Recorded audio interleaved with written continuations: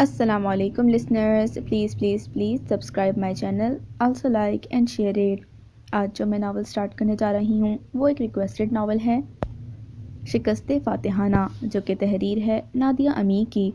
Late start it. قبرستان پر ہو کا عالم تھا، خاموشی کی دبیز تہ نے سارے قبرستان پر سناٹا طاری کر دیا تھا۔ کہیں کہیں چڑیوں کی آواز اس خاموشی کے پردے کو پھاڑ دیتی تھی۔ مٹی کی کچی قبر سے اگربتی کی خوشبو اس ماحول کو مزید خوفناک بنا رہی تھی۔ اسے لگ رہا تھا جیسے وہ بھی اس ماحول کا حصہ بننے جا رہا ہو۔ گہرے دکھ کے باعث اس کی آنکھوں سے آنسو رواں تھے، جسے بلاخر اپنے ہاتھ سے وہ صاف کرنے لگا۔ اس کے ہاتھ میں ایک چھوٹا سا پنسورا تھا جسے وہ بار بار پڑھ رہا تھا۔ دھیرے دھیرے قبرستان ہلکی ہلکی دھند کی لپیٹ میں آنے لگا۔ وہ جانے کتنی بار تلاوت کر چکا تھا۔ جب وہ کچھ سر میں بھاری پن محسوس کرنے لگا تب اس نے تلاوت ختم کرتے ہوئے دعا کے لیے ہاتھ اٹھائے۔ کچھ قدم دور کھڑے شوکت کی نظریں اسی پر تھیں۔ ایک لمحہ کو اس کی آنکھیں بھر آئی تھیں۔ گہنے صاف کر کے وہ اس کے قریب آ کر کہنے لگا، بس کرو اور اٹھو، دیر ہو رہی ہے، چلو شاباش جلدی کرو۔ گردن موڑ کر بے خیالی سے اسے تکتے رہنے کے بعد وہ بادلے ناخواستہ اٹھ گیا۔ واپسی میں بھی وہ دونوں خاموش رہے۔ یہ خاموشی گھر تک برقرار رہی۔ جس دن سے بلقیس کی وفات ہوئی تھی وہ اسی دن سے یوں ہی آزردہ اور پریشان تھا۔ پریشانی کی وجہ گھر میں تھی، جس نے اپنے ساتھ ساتھ ان سب کو پریشان کر دیا تھا۔ بلقیس بیگم گورنمنٹ کالج میں پروفیسر تھیں۔ کچھ عرصہ قبل ہی ان کا ٹرانسفر اس شہر میں ہو گیا تھا۔ ان کا شوہر ایک اوباش عیاش دولت مند تھا۔ شراب اور شباب ہی اس کی زندگی تھی۔ چنانچہ بلقیس بیگم کافی عرصہ پہلے ہی اس سے علیحدہ ہو چکی تھیں۔ بھائی انہیں اپنے ساتھ اپنے گھر میں رکھنا چاہتا تھا، لیکن جاب کی وجہ سے انہیں مختلف علاقوں میں اپنی ڈیوٹی سر انجام دینا ہوتی تھی، اسی لیے وہ ان کے ہمراہ نہیں رہ سکتی تھیں، کیونکہ وہ جاب ہرگز نہیں چھوڑنا چاہتی تھیں۔ زویزان ان کا دور کا رشتہ دار تھا۔ اس کا بلقیس بیگم کے گھر آنا جانا تھا۔ سردیوں کی رات تھی جب اسے صفا کی کال آئی تھی۔ وہ بہت پریشان تھی۔ اس کی ماں کی طبیعت اچانک خراب ہو گئی تھی، جس کی وجہ سے گھبراہٹ میں اس نے اسی کو فون کیا۔ وہ فوراً بلقیس بیگم کو ہسپتال لے گیا، جہاں 15 دن وہ ایڈمٹ رہی تھیں اور پھر بالآخر زندگی ہار گئی تھیں۔ ان کی موت سے کچھ دن پہلے ان کی سسرال والوں نے خوب ہنگامہ کیا تھا۔ ان کا کہنا تھا کہ دادا کی طرف سے ملنے والی جائیداد، جو کہ اس کی ماں کو بطور حق مہر دی تھی اور ماں نے بیٹی کے نام کر دی، صفا کو نہیں ملنی چاہیے۔ ان کا کہنا تھا کہ چونکہ وہ لڑکی ذات ہے، اسی لیے اس کا اتنا حق نہیں بنتا جتنا کہ اس کے چچا زاد بھائیوں کا بنتا ہے۔ انہوں نے ایک نیا شوشہ چھوڑا۔ یہ گلریز کی بات صفا سے طے کر دی گئی۔ گلریز ایک عیاش اور اوباش قسم کا لڑکا تھا۔ بلقیس اس بات پر بالکل رضامند نہیں تھی۔ اسی تو میں ان کی ٹینشن اتنی بڑھی کہ ان کا بی پی ہائی ہوا اور وہ یوں ہمیشہ کے لیے اس ذمہ داری سے بری ذمہ ہو گئیں۔ مگر جاتے جاتے اپنی ذمہ داری زویزان کو سونپ گئی تھیں۔ وہ اسے اپنے ساتھ لے آیا تھا۔ اسے اپنے ساتھ رکھنا اس کی مجبوری تھی، پر وہ اس کے لیے بہت زیادہ فکر مند تھا۔ جس قسم کے حالات کے دباؤ میں وہ آ گئی تھی، ایسے میں اسے اداس ہونا ہی تھا۔ وہ اس کی دلجوئی کرتا رہتا تھا۔ جس عمر میں وہ یتیم ہوئی تھی، اس عمر میں تو اولاد کو ماں باپ کی زیادہ ضرورت ہوتی ہے۔ وہ اب بھی اس کے سامنے بیٹھی رو رہی تھی۔ وہ اسے خاموش نظروں سے تکے جا رہا تھا۔ وہ کم عمر تھی، لاوالی تھی۔ اگر وہ اسے بہلاتا تھا تو وہ مان جاتی تھی۔ وہ اسے مایوسی اور ناامیدی کی اتھاہ گہرائیوں سے نکالنے کی باتیں کرنے لگا، حالات بہتر ہونے کی، خود کو اکیلا نہ سمجھنے کی۔ پھر شوکت بھی اسے رسان سے سمجھانے لگا تھا۔ مرے ہوئے کے ساتھ مرا نہیں جاتا، وہ اسے اکثر یہی کہتا تھا۔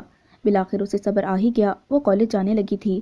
یوں کالج آنے جانے سے بھی طبیعت کی اداسی دور ہو گئی تھی۔ کبھی کبھار وہ یوں رونا شروع کر دیتی کہ سارا گھر سر پر اٹھا لیتی۔ ایسے وقت میں سوائے شوکت کے کوئی اسے چپ نہ کرا سکتا تھا۔ اس کی یہ حالت دیکھ کر زویزان شدید ڈپریشن میں چلا جاتا، لیکن گزرتا وقت مرہم ہوتا ہے، انسان کو صبر کرنا سکھا ہی دیتا ہے۔ وہ رفتہ رفتہ نارمل ہونے لگی تھی۔ زویزان ابھی کافی حد تک مطمئن ہو گیا تھا۔ وہ باقاعدگی سے کالج جانے لگی تھی۔ زویزان کے لیے یہ بات تسلی بخش تھی۔ وہ یہاں ایڈجسٹ کر چکی تھی۔ آج بھی کالج سے آنے کے بعد وہ سو گئی تھی۔ کافی دیر تک اچھی نیند لینے کے بعد وہ بالکل فریش تھی۔ وہ کمرے سے نکل کر چائے پینے کی غرض سے کچن میں آئی۔ ملازمہ پہلے ہی چائے بنانے میں مصروف تھی۔ وہ خوش ہو کر بولی، میں بالکل ٹھیک وقت پر آئی ہوں، سفورن خالہ میرے لیے بھی ایک چائے بنا دیں۔ وہ واپس لاؤنج میں آئی، پھر ٹی وی آن کر کے چینل پر سرچنگ میں مصروف ہو گئی۔ زویزان کو آتے دیکھ کر اس نے والیوم کم کر دیا اور اسے سلام کیا۔ اس کے سلام کا جواب دے کر وہ ہاتھ میں پکڑے اقبال کو رول کر کے صوفے پر بیٹھ گیا۔ ایک لمحہ کو صفحہ پر نظر ڈالنے کے بعد وہ اخبار کھول کر اپنی نظریں اس پر جما چکا تھا۔ اسی دوران سفورن خالہ چائے لے کر آئی تھیں۔ دونوں کو کپ دے کر وہ چلی گئیں۔ کچھ کہنا ہے؟ زویزان کے الفاظ پر وہ حیرت زدہ سی رہ گئی۔ آخر اس نے کیسے بھانپ لیا کہ اسے کچھ کہنا ہے؟ پھر اس پر مزید سوچنے کی بجائے اس نے اس بات میں سر ہلا دیا۔ کہو۔ اب کی بار زویان کی نظریں براہ راست اس کے چہرے پر تھیں۔ وہ ایک لاپرواہ اور لاؤبالی سی لڑکی تھی۔ اس وقت وہ لائٹ بلو جینس پر وائٹ شرٹ پہنی ہوئی تھی۔ آستین کے بٹن کھلے تھے۔ ڈھیلی ڈھالی شرٹ پر دوپٹے کا نام و نشان نہ تھا۔ وہ اس کے حلیے کو بغور ملاحظہ کر رہا تھا۔ اس لمحے اس کا حلیہ اسے خاصا ناگوار گزرا، لیکن پہلے وہ اس کی وہ بات سننا چاہتا تھا جو وہ اسے کہنا چاہتی تھی۔ سو وہ کہنے لگی، انہوں نے ہماری زندگی اچیرن کر دی تھی۔ ہر وقت ایک ہی کردان، ساری جائیداد میں سے سب کا سب ہمارا ہے۔ وہ بڑے غنڈے ہیں۔ ان کی غنڈہ گردی کو یکدم اس کی زبان کو بریک لگا۔ اس کی پیشانی پر پانی کے قطرے پھسلنے لگے تھے جسے اس نے اپنے ہاتھ سے صاف کیا۔ وہ اس کی بات سن رہا تھا یا نہیں، اس کا اندازہ اسے مکمل طور پر نہیں ہو پا رہا تھا۔ اس نے دھیرے دھیرے سر اٹھا کر ذرا کی ذرا اس کے چہرے کی طرف دیکھا کہ آیا غنڈے والی بات پر اس کا کیا رد عمل ہے، لیکن اسے یہ دیکھ کر گہرا اطمینان ہوا کہ وہ مکمل طور پر اپنی چائے کی جانب متوجہ تھا۔ جہاں سے سلسلہ کلام ٹوٹا تھا وہیں سے پھر جوڑنا تھا۔ وہ ایک بار پھر ایک گہری سانس لے کر شروع ہو گئی۔ انہی کی وجہ سے میری امی کی یہ حالت ہوئی۔ مجھے تنگ کرنا تو الگ، وہ بےہودہ گلریز تو میرے پیچھے پڑا ہوا ہے۔ وہ شادی کے لیے مجھے مجبور کرتا رہتا ہے، اغوا کی دھمکیاں دیتا ہے۔ اگر میں سچ مچ اغوا ہو گئی تو کیا ہوگا؟ وہ بہت بڑا بدماش ہے۔ یہ کہتے ہی ایک بار پھر سے وہ رک گئی تھی۔ ڈرتے ڈرتے اس کے چہرے پر ایک نظر ڈال کر بات سنبھالنے کی غرض سے کہنے لگی، میرا مطلب ہے کہ وہ آوارہ ہے۔ بدماش کا لفظ حذف کر دیا تھا۔ اس لفظ سے سامنے والے کی عزت نفس مجروح ہو سکتی تھی۔ یہ قیاس لگاتے ہی اس نے بات بدلی تھی، لیکن اسے جلد ہی محسوس ہوا کہ وہ بیزار سی شکل بنائے ادھر ادھر دیکھتے ہوئے اسے سن رہا ہے۔ تم کالج جا رہی ہو یا نہیں؟ اس کی بات نے اس کی سوچ کی تصدیق کر دی تھی، اس لیے نہایت سپاٹ سے انداز میں اس نے کہا تھا، جا رہی ہوں۔ شوکت کے ساتھ ہی جا رہی ہو نا؟ ایک بار پھر وہ پوچھنے لگا تو اس نے اس بات میں سر ہلایا، جس پر وہ کہنے لگا، یہاں رہنا ہے تو ڈھنگ سے منہ اٹھا کر ادھر ادھر نکلنے کی ضرورت نہیں۔ یہاں مرد آتے رہتے ہیں، کوئی نہیں جانتا تمہاری موجودگی کے بارے میں، اور میں نہیں چاہتا کہ کسی کو بھی خبر ہو۔ یہاں ہر قسم کے مرد آتے ہیں، ان کے سامنے آنے کی ضرورت نہیں۔ میں تمہیں کہیں اور نہیں رکھ سکتا، فی الحال تم یہیں رہو گی، بعد میں تمہارا انتظام کہیں اور کر لوں گا، اور آئندہ اس قسم کے حلیے میں نظر نہ آؤ مجھے۔ اس نے اس کی پینٹ اور شرٹ کی طرف اشارہ کرتے ہوئے کہا۔ اس کے اشارے پر اس نے بھی خود پر ایک ناقدانہ نظر ڈالی۔ اس کی بات سے اسے شدید رنج ہوا تھا، یعنی اب وہ اس کی مرضی سے ڈریس اپ ہوا کرے گی۔ اسے اس کی یہ بات اچھی نہیں لگی تھی۔ تبھی اس کے چہرے سے اس کی خفگی کا اظہار ہونے لگا تھا، لیکن وہ بندہ شاید چہرے کو پڑھنا نہیں جانتا تھا۔ وہ اس کے دل کا حال جانے بغیر اسے ہدایات دے رہا تھا۔ وہ اٹھ کر چلا گیا اور وہ اس کی باتوں پر سوچتی اپنے کمرے میں آ گئی۔ لائٹ پنک کلر کی بیڈ شیٹ پر لیٹی وہ اپنی پچھلی زندگی کے حسین یادوں کو سوچ رہی تھی۔ اسے اپنی ماں یاد آ رہی تھی۔ اس نے کبھی خواب میں بھی نہیں سوچا تھا کہ وہ انہیں یوں کھو دے گی، لیکن وہ اسے کھو چکی تھی۔ کئی آنسو پلکوں کی باڑھ سے نکل کر اس کے چہرے کو بھگو کر اس کی قمیض میں جذب ہو گئے تھے۔ لوگ کہتے ہیں کہ غم انسان کو مار ڈالتے ہیں۔ اگر یہ سچ ہوتا تو وہ اپنی ماں کو کھونے کی اس شدید غم کے باعث مر جاتی، لیکن وہ تو زندہ تھی۔ یعنی غم انسان کو ادموا کر دیتا ہے پر اس کی جان نہیں لیتا۔ کوئی کسی کے مرنے پر نہیں مرا کرتا۔ وہ الٹا سیدھا سوچتی ہوئی تکیے کو بازو میں بھیج کر رونے لگی۔ ماں کی گود میں سر رکھ کر سونے والی اب اس کی یاد کے ساتھ ہی رو رہی تھی۔ یہ اس کی بدقسمتی ہی تو تھی۔ دنیا میں ایسے بہت سے بد نصیب ہوتے ہیں جو اس ٹھنڈی چھاؤں سے محروم ہو جاتے ہیں، لیکن ان میں سے ایک وہ بھی تو تھا۔ یہاں سوائے بوریت کے کچھ نہیں تھا جو یہاں لے کر آیا تھا۔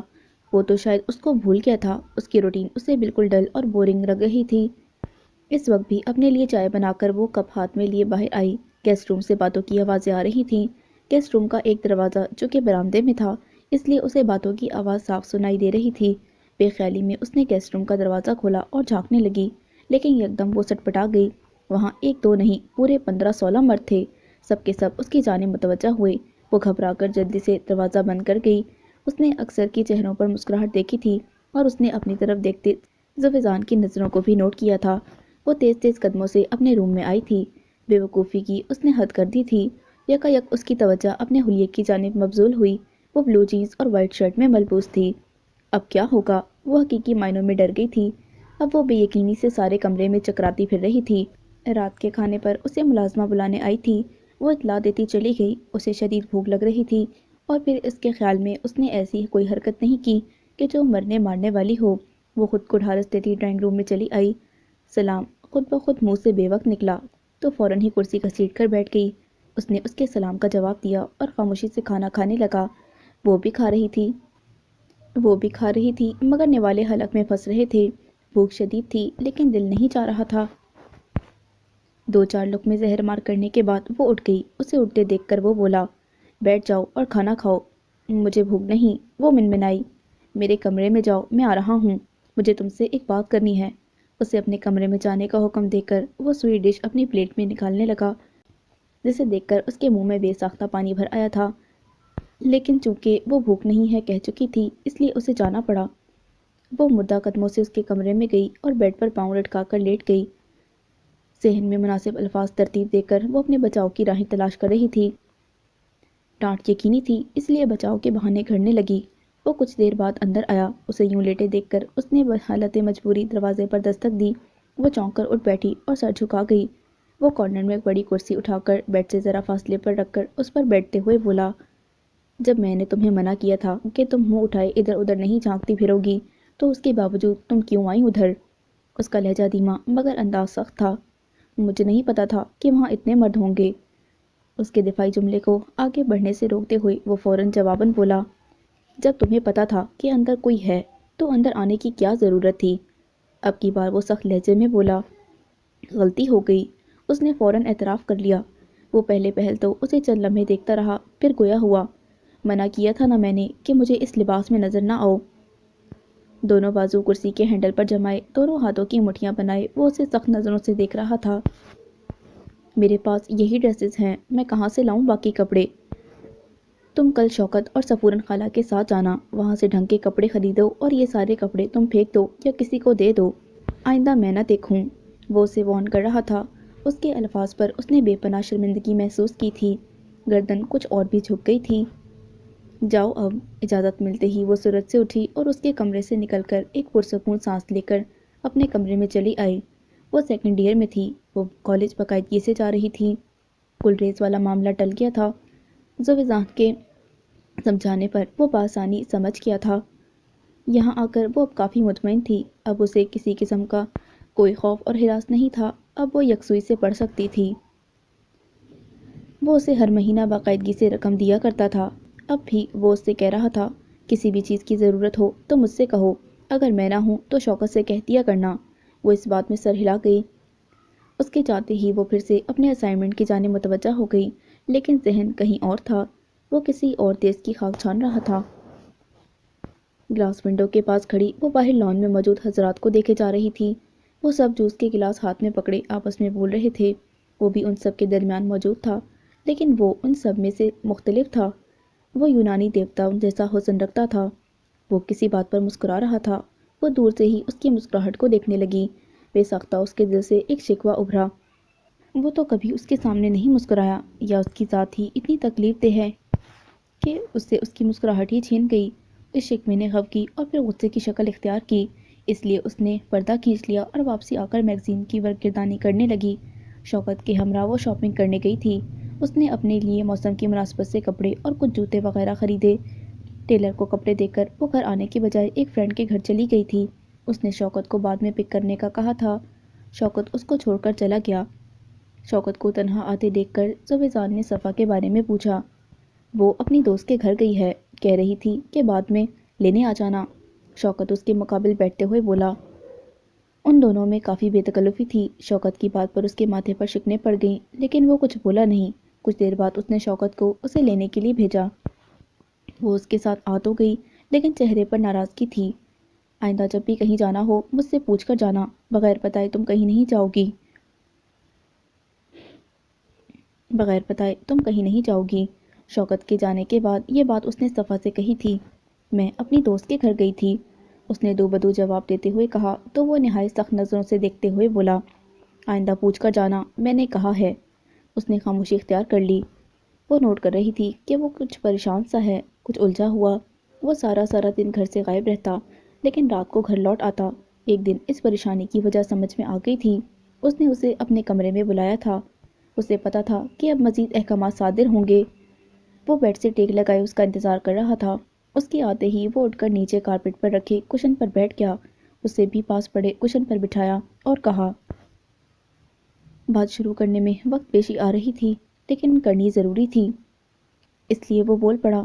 دیکھو، میں جو کہنے جا رہا ہوں وہ تم غور سے سننا اور سمجھ بھی لینا۔ میں تمہیں یہاں نہیں رکھ سکتا۔ میرے بارے میں، میرے حالات کے بارے میں تم جانتی ہو، یہاں آنے والوں کے بارے میں تم جانتی ہو۔ یہاں ہر کماش کے لوگ آتے ہیں۔ یہاں تم تنہا ہو، کام کے سلسلے میں دوسرے شہر یا کہیں اور بھی آتا جاتا رہتا ہوں۔ میں تمہیں یہاں تنہا نہیں چھوڑ سکتا۔ میرے 100 دشمن اور 100 دوست ہیں۔ کوئی پتہ نہیں صحیح کیا ہے، غلط کیا ہے۔ میرے حوالے سے تمہیں نقصان پہنچایا جا سکتا ہے اور میں نہیں چاہتا کہ میری وجہ سے تمہیں ایسی کسی تکلیف کا سامنا کرنا پڑے۔ وہ دھیمے انداز میں اسے سمجھانے کی کوشش کرتے ہوئے بول رہا تھا، جبکہ وہ حیرت سے آنکھیں اس کے چہرے پر جمائے اس کی بات میں چھپے مفہوم کو سمجھنے کی کوشش کر رہی تھی۔ اس کے چہرے پر اب بھی الجھن اور پریشانی کے عکس نمایاں تھے۔ میں نے یہ فیصلہ کیا ہے کہ میں تمہاری شادی کر دوں، وہ دھماکہ کرتے ہوئے بولا، جبکہ وہ حیرت سے گمسم اسے دیکھ رہی تھی۔ میرا ایک دوست ہے، وہ بہت شریف اور پڑھا لکھا بندہ ہے، انجینئر ہے، اس کی فیملی بھی بہت اچھی ہے، وہ تم سے شادی کرنے کو تیار ہے، شکل اور صورت کا بھی اچھا ہے۔ اگر تم ملنا چاہو تو میں اسے ملوا دوں گا۔ میں چاہتا ہوں کہ یہ شادی جلد از جلد ہو جائے۔ وہ کچھ پل کے لیے رکا، جبکہ وہ دم بخود ہو کر اسے دیکھے جا رہی تھی۔ یعنی وہ اس سر درد سے چھٹکارا پانا چاہتا تھا، وہ سوچ رہی تھی، اور وہ بغور اس کے چہرے کو دیکھ رہا تھا۔ مجھے شادی نہیں کرنی۔ کچھ لمحوں کے توقف کے بعد وہ بولی، یہاں اگر تم مجھے نہیں رکھ سکتے تو کوئی بات نہیں، میں اپنے گھر چلی جاؤں گی، وہیں رہوں گی۔ میرے فرض سے چھٹکارا پانے کی جو صورت تم نے نکالی ہے وہ مجھے ہرگز قبول نہیں ہے، وہ بدتمیزی سے کہتی اٹھ گئی تھی۔ تم غلط سمجھ رہی ہو، وہ بھی اٹھ گیا۔ میں صرف اور صرف تمہارے بہتر مستقبل کے لیے ایسا کر رہا ہوں اور ایسا کرنا ضروری ہے، وہ اپنی بات پر زور دیتے ہوئے بولا۔ مجھے نہیں کرنی شادی، وہ چلا اٹھی۔ مجھے گھر جانا ہے، یہ کہتے ہوئے وہ کمرے سے نکل گئی۔ اس کی الجھن میں مزید اضافہ ہو گیا تھا، اس کا انکار اس کی الجھن کو بڑھا رہا تھا۔ وہ اے سی آن کیے اپنے بستر پر دراز ہو کر کتاب پڑھ رہا تھا جب موبائل کی بیل بج اٹھی۔ اس نے کال ریسیو کی، دوسری جانب شوکت تھا۔ ہاں کہو، وہ حیران ہوا۔ شوکت صفا کو لینے گیا تھا تو اس وقت اس کی کال کیوں آ گئی؟ وہ صفا تو ساتھ جانے سے انکاری ہے، کہہ رہی ہے اپنے گھر جاؤں گی۔ اس کی بات نے زویزان کو تپا دیا۔ کہاں ہے وہ پیدل ہی چل پڑی ہے، وہ مزید بولا۔ ٹھیک ہے، میں آ رہا ہوں۔ بستر سے اٹھ کر اس نے جوتے پہنے، گلاسز اٹھا کر وہ باہر آ گیا۔ صفدر کو ڈرائیور کے پاس بھیج کر گاڑی نکالنے کو کہا۔ ڈرائیور کے آتے ہی وہ صفدر اور ریحان کے ساتھ گاڑی میں بیٹھا۔ اب گاڑی کالج جا رہی تھی۔ وہ فٹ پاتھ پر پیدل جا رہی تھی جبکہ شوکت کی گاڑی کچھ فاصلے پر کھڑی تھی اور شوکت اس کے ہمراہ ہی تھا۔ اس نے اشارے سے شوکت کو روکا اور ڈرائیور کو گاڑی سائڈ پر روکنے کا کہا۔ اب وہ بس کے انتظار میں کھڑی آتی جاتی گاڑیوں کو دیکھ رہی تھی۔ اسی اسنا میں اس نے ایک لڑکے کو اس کے قریب جاتے دیکھا۔ وہ مسلسل اسے گھور رہا تھا جبکہ وہ اس سے لاتعلق نظر آ رہی تھی۔ لڑکے کی حرکتیں ناقابل برداشت تھیں۔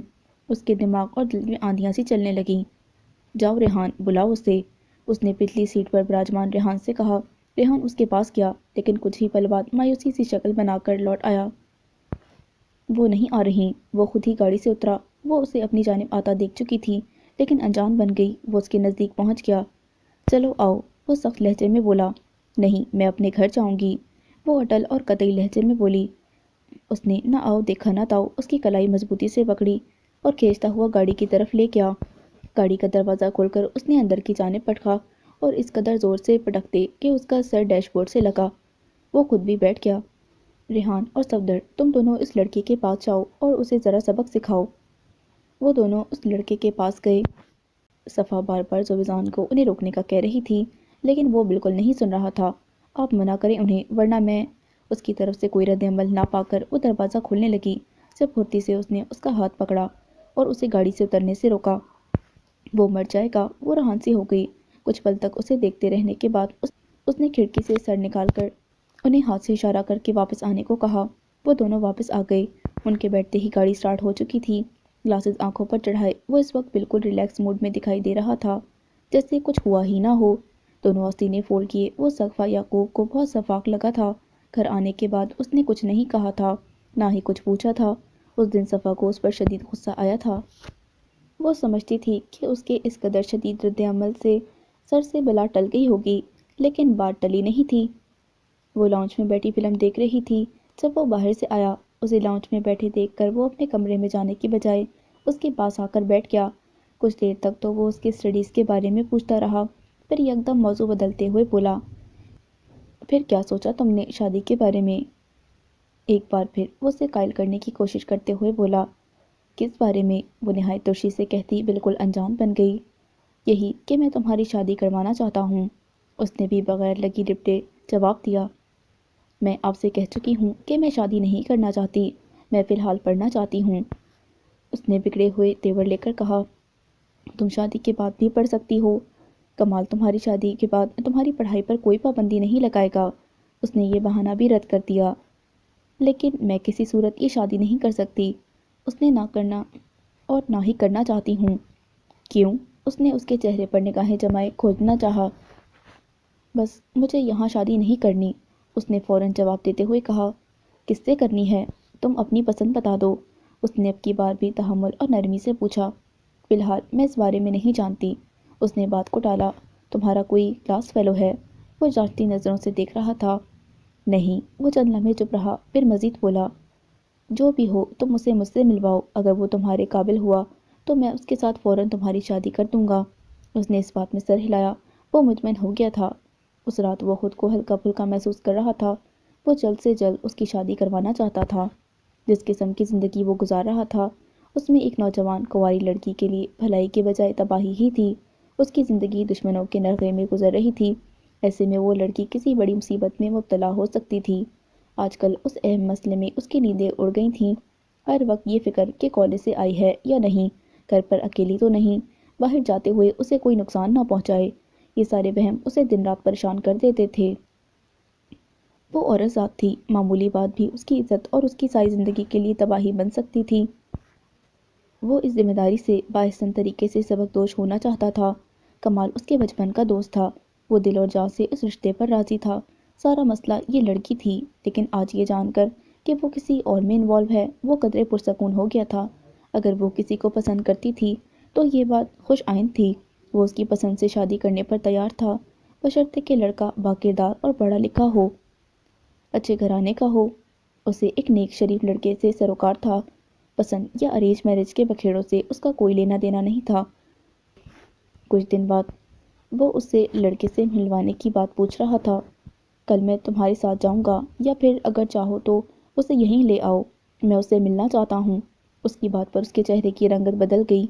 मैं फ़िलहाल शादी नहीं करना चाहती, वो जिद होती हुई बोली। लेकिन मैं तुम्हारी शादी करवाना चाहता हूँ, इसलिए तुम जल्द अज जल्द उस लड़के को मुझसे मिलवाओ। उसने भी कतियत से कहा, ठीक है, अगर तुम इस कदर तंग आ गए हो मुझसे तो मैं चली जाऊंगी यहाँ से। अब बहाने मत बनाओ, तुम्हारी शादी करनी है, ये करना है, वो करना है। तुम तंग आ गए हो मुझसे, ये साफ साफ क्यों नहीं कहते कि मैं सर दर्द हूँ तुम्हारे लिए? अब किसी के भी पल्ले बांधकर मुझसे छुटकारा चाहते हो? वो चिल्ला रही थी। मेरी बात सुन लो, मैं मर जाऊंगी पर किसी कमाल से शादी नहीं करूंगी। मुझे मेरे घर जाने भी नहीं देते और यहाँ रहने भी नहीं देते। कहाँ जाऊँ मैं आखिर? वो चिल्लाई। वो एक एक कदम बढ़ाता उसके पास आया था और गुस्से से भरी निगाहों से तकते हुए बोला, तमीज़ से बात करो, मैं तुमसे छोटा नहीं बड़ा हूँ, और चिल्लाओ मत।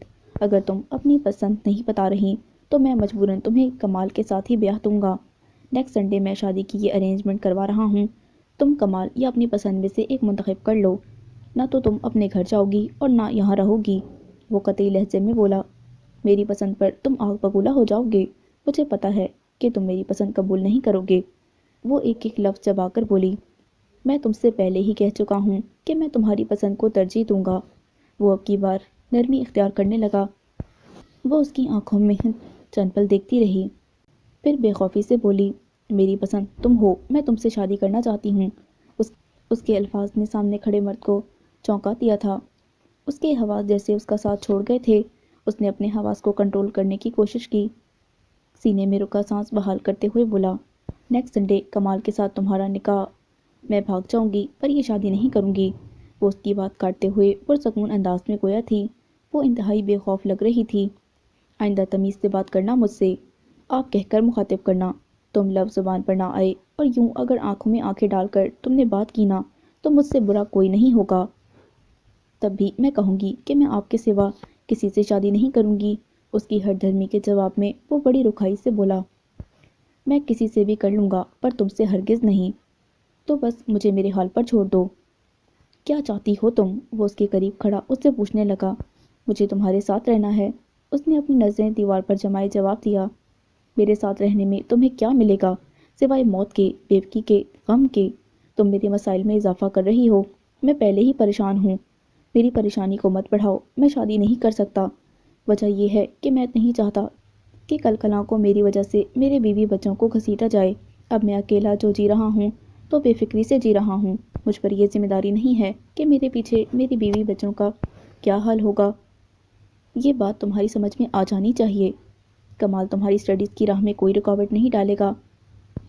تمہارے تمام تعلیمی اخراجات میں ادا کروں گا۔ تمہیں کوئی پریشانی ہو، کوئی مسئلہ ہو، تم بلا جھجک میرے پاس آ سکتی ہو۔ میں تم سے کوئی تعلق نہیں توڑ رہا، نہ ہی ہمارا رشتہ ختم ہو سکتا ہے۔ میں صرف یہ چاہتا ہوں کہ تم میری زندگی میں ہی سیٹ ہو جاؤ۔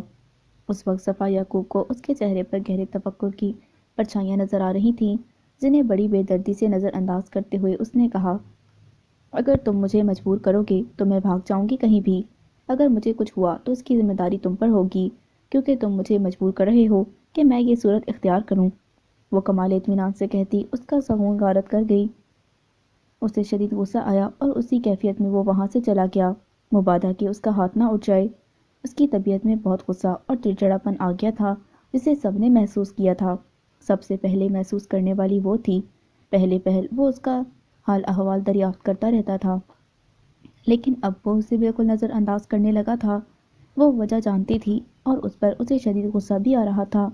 اس کے خیال میں ایسا کوئی فعل تو اس کے ہاتھوں سرزد نہیں ہوا تھا جس پر وہ ایسے اسے یوں سزا دے رہا تھا۔ وہ اس کے کمرے میں آئی، وہ کہیں جانے کے لیے تیار ہو رہا تھا۔ اسے اپنے کمرے میں آتا دیکھ کر وہ اپنی تیاری میں بدستور مصروف ہو گیا۔ پرفیوم کی سحر انگیز خوشبو پورے کمرے میں پھیل رہی تھی۔ وہ عموماً یہی پرفیوم استعمال کرتا تھا۔ گلاسز جیب میں رکھے اس نے اپنا سیل فون اٹھایا، ایک خاموش نظر اس نے صفا پر ڈالی۔ کچھ کہنا ہے؟ آواز میں بیگانگی نمایاں تھی۔ میری فیس کل لاسٹ ڈیٹ ہے، اس نے دھیرے سے کہا۔ اندرونی جیب سے پرس نکال کر اس میں سے 500 کے نوٹ نکال کر اس نے اس کی طرف بڑھا دیے۔ اس نے بغیر جھجک کے لیے پرس اس نے جیکٹ کی جیب میں واپس ڈالا۔ کہیں جا رہے ہو؟ اس کی تیاری کو دیکھ کر اس نے مسکراتے ہوئے بڑے اشتیاق سے پوچھا۔ کڑے تیور سے اسے دیکھتے ہوئے وہ اس کے قریب جا کر بولا، کہا تھا نا میں نے کہ بدتمیزی سے بات نہیں کرنی۔ بڑوں سے بات کرنے کی تمیز نہیں ہے تمہیں؟ کتنے بڑے ہو مجھ سے جو ہر وقت روب جماتے رہتے ہو، یہ مت کرو، وہ مت کرو، یہ کپڑے مت پہنو، یہاں مت رہو، اس طرح سے مت بولو، تمیز سے بات کرو۔ تم آخر چاہتے کیا ہو؟ بولنا بھی چھوڑ دوں؟ مجھے نہیں آتی تمیز، تنگ آ گئی ہوں میں اپنی زندگی سے۔ وہ رونے لگی تھی۔ جسے دیکھو مجھے ڈانٹ رہا ہے، میں اپنی مرضی سے بول بھی نہیں سکتی، حد ہوتی ہے ظلم کی۔ نہیں چاہیے مجھے تمہارے یہ روپے۔ اس نے ہاتھ میں پکڑے سارے روپے اس کی طرف اچھال دیے تھے۔ وہ خاموشی سے اسے تکتا رہا، پھر وہ نوٹ اٹھانے لگا جو بیڈ پر اور کچھ کارپیٹ پر پڑے تھے۔ اس نے جو ہی اس کے ہاتھ میں نوٹ دیکھے تو جھپٹتے ہوئے بولی، کل صبح لاسٹ ڈیٹ ہے، مجھے فیس دینی ہے، اسی لیے لے رہی ہوں، لیکن یہ مت بھولنا کہ میں اب کبھی بھی تم سے بات کروں گی۔ وہ ناراض ہو کر چلی گئی۔ شادی کا معاملہ التوا میں بڑھ گیا۔ صبح وہ ساجد شاہ کے ہاں جا رہا تھا، اس کے گاؤں شاہ پور۔ وہ صبح سویرے نکل گیا تھا، رات 11 بج رہے تھے، لیکن اس کے آنے کا کہیں نام و نشان نہ تھا۔ وہ گھبرا گئی۔ عموماً 9-10 بجے تک وہ گھر آ جایا کرتا تھا، اگرچہ گارڈ تھے لیکن اندر کی خاموشی نے اسے ہلا دیا تھا۔ باہر بارش ہو رہی تھی، ہر طرف اسے سائے ہی سائے نظر آ رہے تھے۔ وہ اپنے کمرے میں لیٹی جانے کن سوچوں خیالوں میں گم تھی، جب فون کی بیل بجی۔ اس نے یکدم ریسیور اٹھایا۔ دوسری جانب کی آواز سن کر وہ رونے لگی۔ کیوں رو رہی ہو تم؟ زویزان کی پریشان کن آواز اس کی سماعت سے ٹکرائی۔ اس کی خاموشی پر وہ تیز آواز میں بولا، بات سنو میری، کیا بات ہے، کیا ہوا ہے؟ تم سے کہہ رہا ہوں۔ اب کہ وہ پورے حلق سے چلایا تھا، مجھے ڈر لگ رہا ہے، میں یہاں اکیلی ہوں، وہ روتے ہوئے کہنے لگی۔ اس کی بات پر اس کے سینے میں اطمینان بھری سانس خارج ہوئی۔ ملازمہ سے کیوں نہیں کہا ساتھ سونے کو؟ وہ کل وقتی ملازمہ کا کہہ رہا تھا۔ میرا خیال تھا کہ تم آ جاؤ گے۔ ڈرنے کی ضرورت نہیں، باہر گارڈز ہیں، تم کمرے کا دروازہ اچھی طرح لاک کر لینا، اگر ڈر لگے تو مجھ سے فون پر بات کرنا، وہ تسلی آمیز انداز میں کہہ رہا تھا۔ آپ کیوں نہیں آ رہے؟ وہ ہنوز روتے ہوئے کہہ رہی تھی۔ بارش ہو رہی ہے، میں نہیں آ سکتا، جو میں نے کہا ہے اس پر عمل کرنا، پریشان ہونے کی ضرورت نہیں، کچھ نہیں ہوگا۔ کچھ دیر بعد اس نے فون بند کر دیا تھا، اس سے بات کر کے اس کی گھبراہٹ کافی حد تک کم ہو گئی تھی۔ آیت الکرسی پڑھ کر وہ سونے لگی۔ جب کچھ دیر بعد اسے نیند آ گئی تھی، صبح وہ اٹھی تو وہ اسے لاؤنج میں شوکت کے ساتھ باتیں کرتے ہوئے نظر آیا۔ وہ اس کے پاس چلی آئی، اس نے دونوں کو سلام کیا۔ وہ جو شوکت کی جانب متوجہ تھا، اس کے سلام پر اس کی طرف دیکھ کر پھر سے شوکت کی جانب متوجہ ہو گیا۔ شوکت اب اس کی طرف متوجہ ہو کر اس سے باتیں کرنے لگا۔ وہ اس کی باتوں کا مختصر جواب دے رہی تھی۔ کچھ دیر بعد اس نے زویدان کو خود سے مخاطب ہوتے سنا۔ تم جاؤ، ہمیں کچھ ضروری باتیں کرنی ہیں۔ وہ باہر لان میں نکل آئی تھی۔ جاتی گرمیوں کے دن تھے، بارش ہو رہی تھی۔ آج کل موسم کچھ زیادہ ہی خوشگوار ہو گیا تھا۔ اسے کچھ دنوں سے بدلا ہوا یہ موسم بہت اچھا لگ رہا تھا۔ وہ سارا دن بارش میں کھڑی بھیگ رہی ہوتی۔ اس وقت بھی وہ پچھلے لان میں بارش میں چہل قدمی کر رہی تھی۔ بارش کی بوندیں اس کے چہرے کو بھگو کر اس کی روح تک کو تر و تازہ کر رہی تھیں۔ گلاس ونڈو سے دیکھتے زویدان نے پردہ کھینچ لیا اور ملازمہ کو اسے بلانے بھیج دیا۔ کچھ دیر بعد وہ اس کے کمرے میں آئی، لیکن لباس تبدیل ہی تھا۔ تمہاری ٹیچر نے شکایت کی ہے تم اپنی اسٹڈیز پر توجہ نہیں دے رہی، کیوں ہے ایسا؟ وہ سگریٹ ہونٹوں میں دبائے لائٹر سے اسے جلانے لگا، پھر ایک گہرا کش لے کر اسے جواب طلب نگاہوں سے دیکھا۔ ایسا کچھ نہیں، میں پڑھ تو رہی ہوں، اس نے کمزور سی آواز میں جواباً کہا تھا۔ اب کے ٹیسٹ میں تمہارے کتنے مارکس تھے؟ اس کا دل دھک سے رہ گیا۔ سب کے کم مارکس تھے، صرف میرے نہیں۔ اب کی بار کمزور سا بہانہ بنایا کیا؟ میں سب کے متعلق نہیں پوچھ رہا، صرف تمہارے متعلق پوچھ رہا ہوں۔ تمہیں پتہ ہے کہ تمہارے ایگزامز ہونے والے ہیں، اگر یہی حال رہا تو تم کیا پڑھو گی؟ وہ خاموش رہی تھی۔ بیٹھ جاؤ یہاں، اس نے کرسی کی طرف اشارہ کرتے ہوئے کہا۔ اس کے بیٹھتے ہی بولا، کیا مسئلہ ہے تمہیں؟ اگر تمہیں پرابلم ہے تو میں ٹیوشن رکھ دیتا ہوں، یوں پڑھائی کو لائٹلی لینا ٹھیک نہیں۔ ایسا کچھ نہیں ہے، اس نے تردید کرتے ہوئے کہا۔ یقیناً مس ہما نے شکایت لگائی ہوگی، وہ جلتی ہیں مجھ سے، ہمیشہ کلاس میں مجھے ڈانٹتی ہیں، انہیں تو بہانے چاہیے میری بےعزتی کے۔ اگر میں نے خراب ٹیسٹ دیا تو کیا ہوا؟ سب کا ٹیسٹ خراب ہوا تھا، مجھے پتہ نہیں اگر انہیں سارا غصہ سر رضوان کا ہے۔ وہ مجھے زیادہ توجہ دیتے ہیں، وہ مجھ سے بہت محبت کرتے ہیں اور وہ یہ برداشت نہیں کر سکتی۔ وہ چاہتی ہیں کہ سر رضوان صرف اور صرف ان پر توجہ دیں، اتنا سج دھج کر ان کے لیے آتی ہیں۔ وہ بغیر رکے بولے جا رہی تھی، اس کا صبر کا پیمانہ لبریز ہوا تھا۔ میں تم سے مس ہما کے موضوع پر بات نہیں کر رہا، میں تمہاری اسٹڈیز کے بارے میں بات کر رہا ہوں۔ آئندہ اگر تمہارا ٹیسٹ اس قدر بکواس اور تھرڈ کلاس ہوا تو میں تمہاری پڑھائی کا سلسلہ ہی بند کر دوں گا۔ سائڈ ٹیبل کی طرف بڑھ کر اس نے کچھ پیپرز نکالے اور پھر اس کے قریب آ کر وہ پیپرز اس نے اس کے ہاتھ میں تھمائے۔ یہ ہے تمہارا ٹیسٹ، اس کی نظریں صفحات پر پڑیں۔ مس ہما چلتی ہیں تم سے، وہ طنزی انداز میں بولا۔ سر رضوان کے بجائے اگر تم اپنی پڑھائی پر مرکوز کرو توجہ تو بہتر ہوگا۔ اس کے جملے نے اسے اچھا خاصا تپا دیا۔ اس نے جھٹکے سے سر اٹھایا اور کہنے لگی، کیا مطلب ہے؟ میں سر رضوان پر کیوں توجہ دوں گی؟ آخر سمجھ کیا رکھا ہے آپ نے مجھے تو لگتا ہے کہ آپ کا ہی مس کے ساتھ کوئی چکر ہے، جبھی اس کے ورغلانے پر آپ یوں الزامات سمیت غصہ ہو رہے ہیں۔ مس رخشندہ کی بات پر یقین کر لیا اور جو میں کہہ رہی ہوں اس پر رتی برابر بھی یقین نہیں آیا۔ میں مس کی شکایت لگاؤں گی کہ وہ ہمیں صحیح نہیں پڑھا رہی، صرف اپنے فیشن اور سر رضوان پر توجہ دیتی ہیں، ہماری پڑھائی پر نہیں۔ غصے سے اس کا چہرہ لال بھبوکا ہو رہا تھا۔ آئندہ مجھے کوئی شکایت نہیں ملنی چاہیے، اگر تمہارا یہی حال رہا پڑھائی میں تو میں تمہارا کالج جانا بند کر دوں گا، بعد میں مجھے کوئی الزام نہ دینا، ایسا کرنے پر تم مجھے مجبور کرو گی۔ اس کے دھمکانے پر وہ کچھ دل ملاتی اس کے پاس سے ہٹ گئی تھی۔ وہ کالج سے واپسی پر اگلی سیٹ پر بیٹھی اپنی گود میں دھری کتابوں پر انگلی سے لکیریں کھینچ رہی تھی۔ جب گاڑی ایک 5 اسٹار ہوٹل کے سامنے گزری تو بے ساختہ اس کی نظریں ہوٹل کے گلاس ڈور سے نکلتے زویدان پر پڑیں۔ وہ اکیلا نہیں تھا، اس کے ہمراہ نگین بھی تھیں۔ وہ دونوں کار کی جانب بڑھے تھے، ریحان اور صفدر بھی ان کے ہمراہ تھے۔ غصے کی ایک شدید لہر اس کے تن بدن میں اٹھی تھی۔ اس دن وہ سارا دن غصے کی کیفیت میں مبتلا رہی تھی، لیکن کچھ ہی دن بعد وہ اس بات کو بھول بھال گئی تھی۔ وہ باہر لان میں بیٹھا اخبار پڑھ رہا تھا جب وہ اس کے پاس آئی تھی۔ اس نے ایک سرسری نگاہ اس پر ڈالی، پھر اخبار میں گم ہو گیا۔ مجھے کچھ رقم چاہیے، اخبار ہٹا کر اس نے کچھ پل استفہامی نظر سے دیکھا۔ پھر اپنی شرٹ کی جیب سے رقم نکال کر اس کے حوالے کی۔ 1000 اور۔ اس نے گننے کے بعد مزید مانگے۔ اس نے 1000 کا نوٹ نکال کر اس کے ہاتھ میں تھما دیا۔ مجھے شاپنگ کرنے جانا ہے، کسی کی برتھ ڈے کے لیے گفٹ لینا ہے، کس کے ساتھ جاؤں؟ وہ بالکل فریش موڈ میں تھی۔ شوکت آنے والا ہے، اس کے ساتھ چلی جانا۔ چائے کا کپ اٹھا کر اس نے کہا، پر مجھے آپ کے ساتھ جانا ہے، مجھے ضروری کام ہے، تم شوکت کے ساتھ چلی جانا، وہ رقم اس کو واپس دینے لگی۔ بس مجھے نہیں جانا۔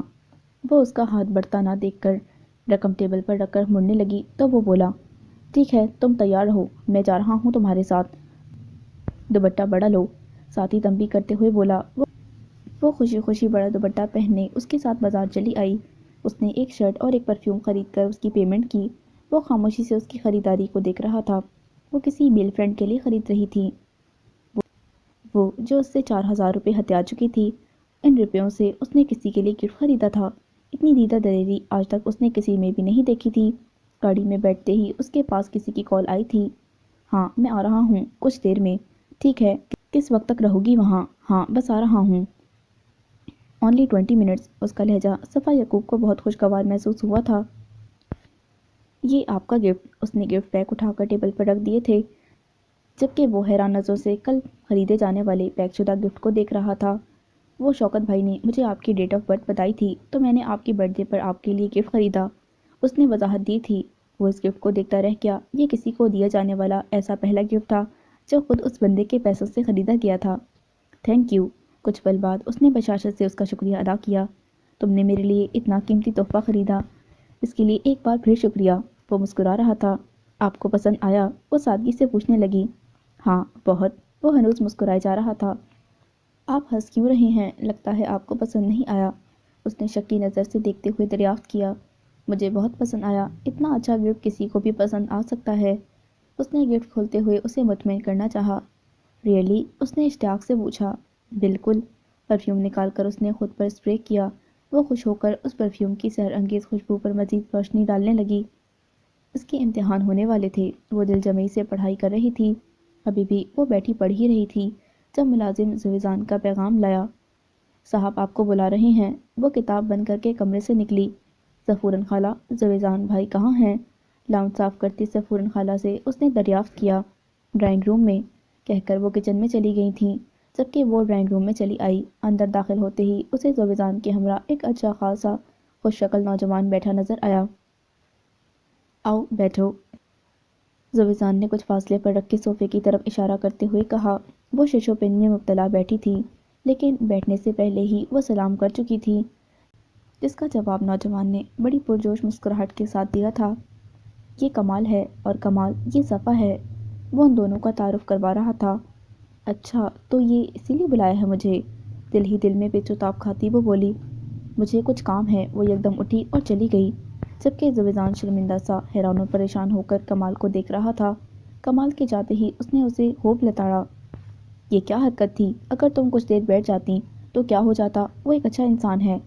اس کی بات کے جواب میں وہ یکدم کہنے لگی، تو میں کیا کروں اس اچھے انسان کا؟ اسے میڈل دوں اس کی اچھائی پر، یا اسے برا بناؤں یہ کہہ کر کہ بھائی تم اچھے کیوں ہو برے بن جاؤ؟ اس کے اس جواب پر وہ خاموشی سے اسے دیکھتا رہا۔ کچھ دنوں بعد کمال کی کالز کا سلسلہ شروع ہو گیا تھا۔ اس کے فون آ رہے تھے، وہ اس سے بات کرنا چاہ رہا تھا، لیکن وہ اس سے کسی صورت بات کرنے پر تیار نہ تھی۔ ایک دن اس نے اس کی اچھی خاصی عزت افزائی کی۔ آپ روز روز کیوں فون کرتے ہیں جبکہ میں آپ سے بات کرنا نہیں چاہتی؟ میں آپ سے دوستی کرنا چاہتا ہوں، بات کرنے میں کیا حرج ہے؟ آپ خواہ غصہ کر رہی ہیں، اس نے نرمی سے کہا۔ میں آپ سے بات نہیں کرنا چاہتی، آپ میرا پیچھا چھوڑ دیں۔ حد ہوتی ہے بدتمیزی کی، سمجھ نہیں آتی آپ کو ایک بات؟ دنیا میں صرف میں واحد لڑکی نہیں ہوں۔ گرلز کالج جائیے، وہاں بہت سی مل جائیں گی آپ کو۔ سر پر ہیلمٹ ضرور پہن لیجیے گا ورنہ گنجے بھی ہو سکتے ہیں آپ۔ مشورے کے ساتھ ہی اس نے فون بند کر دیا۔ شام کو وہ اس کے سامنے تھی۔ آپ کا دوست مجھے تنگ کر رہا ہے، اسے سمجھائیں ورنہ میں اس کا سر توڑ دوں گی۔ آپ نے جو ڈیوٹی اس کے ذمہ لگائی ہے اس سے فارغ کر دیں اسے، ورنہ میں اپنے گھر چلی جاؤں گی۔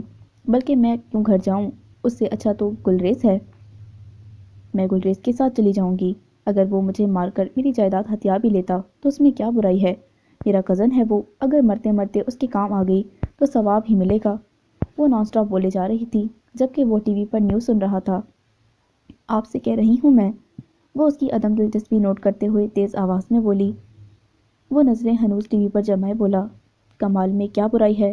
اسے تم اچھی لگی ہو، اور اگر وہ مجھے اچھا نہیں لگتا۔ اس کی بات کاٹ کر وہ برہم ہو کر بولی، ٹھیک ہے، آئندہ وہ تمہیں تنگ نہیں کرے گا، منع کر دوں گا میں اسے۔ اس کی بات پر وہ خاموش ہو گئی تھی، اور واقعی کچھ دنوں میں ہی اس نے اطمینان کا سانس لے لیا تھا۔ اس نے اس کا پیچھا چھڑوا دیا تھا۔ کمال والا مسئلہ حل ہو گیا تھا، لیکن ایک دوسری پریشان کن صورتحال پیدا ہو گئی تھی۔ ایک دن وہ اسے اپنے ساتھ باہر لے گیا۔ وہ کچھ حیران سی تھی، پر تیار ہو کر اس کے ساتھ چل دی۔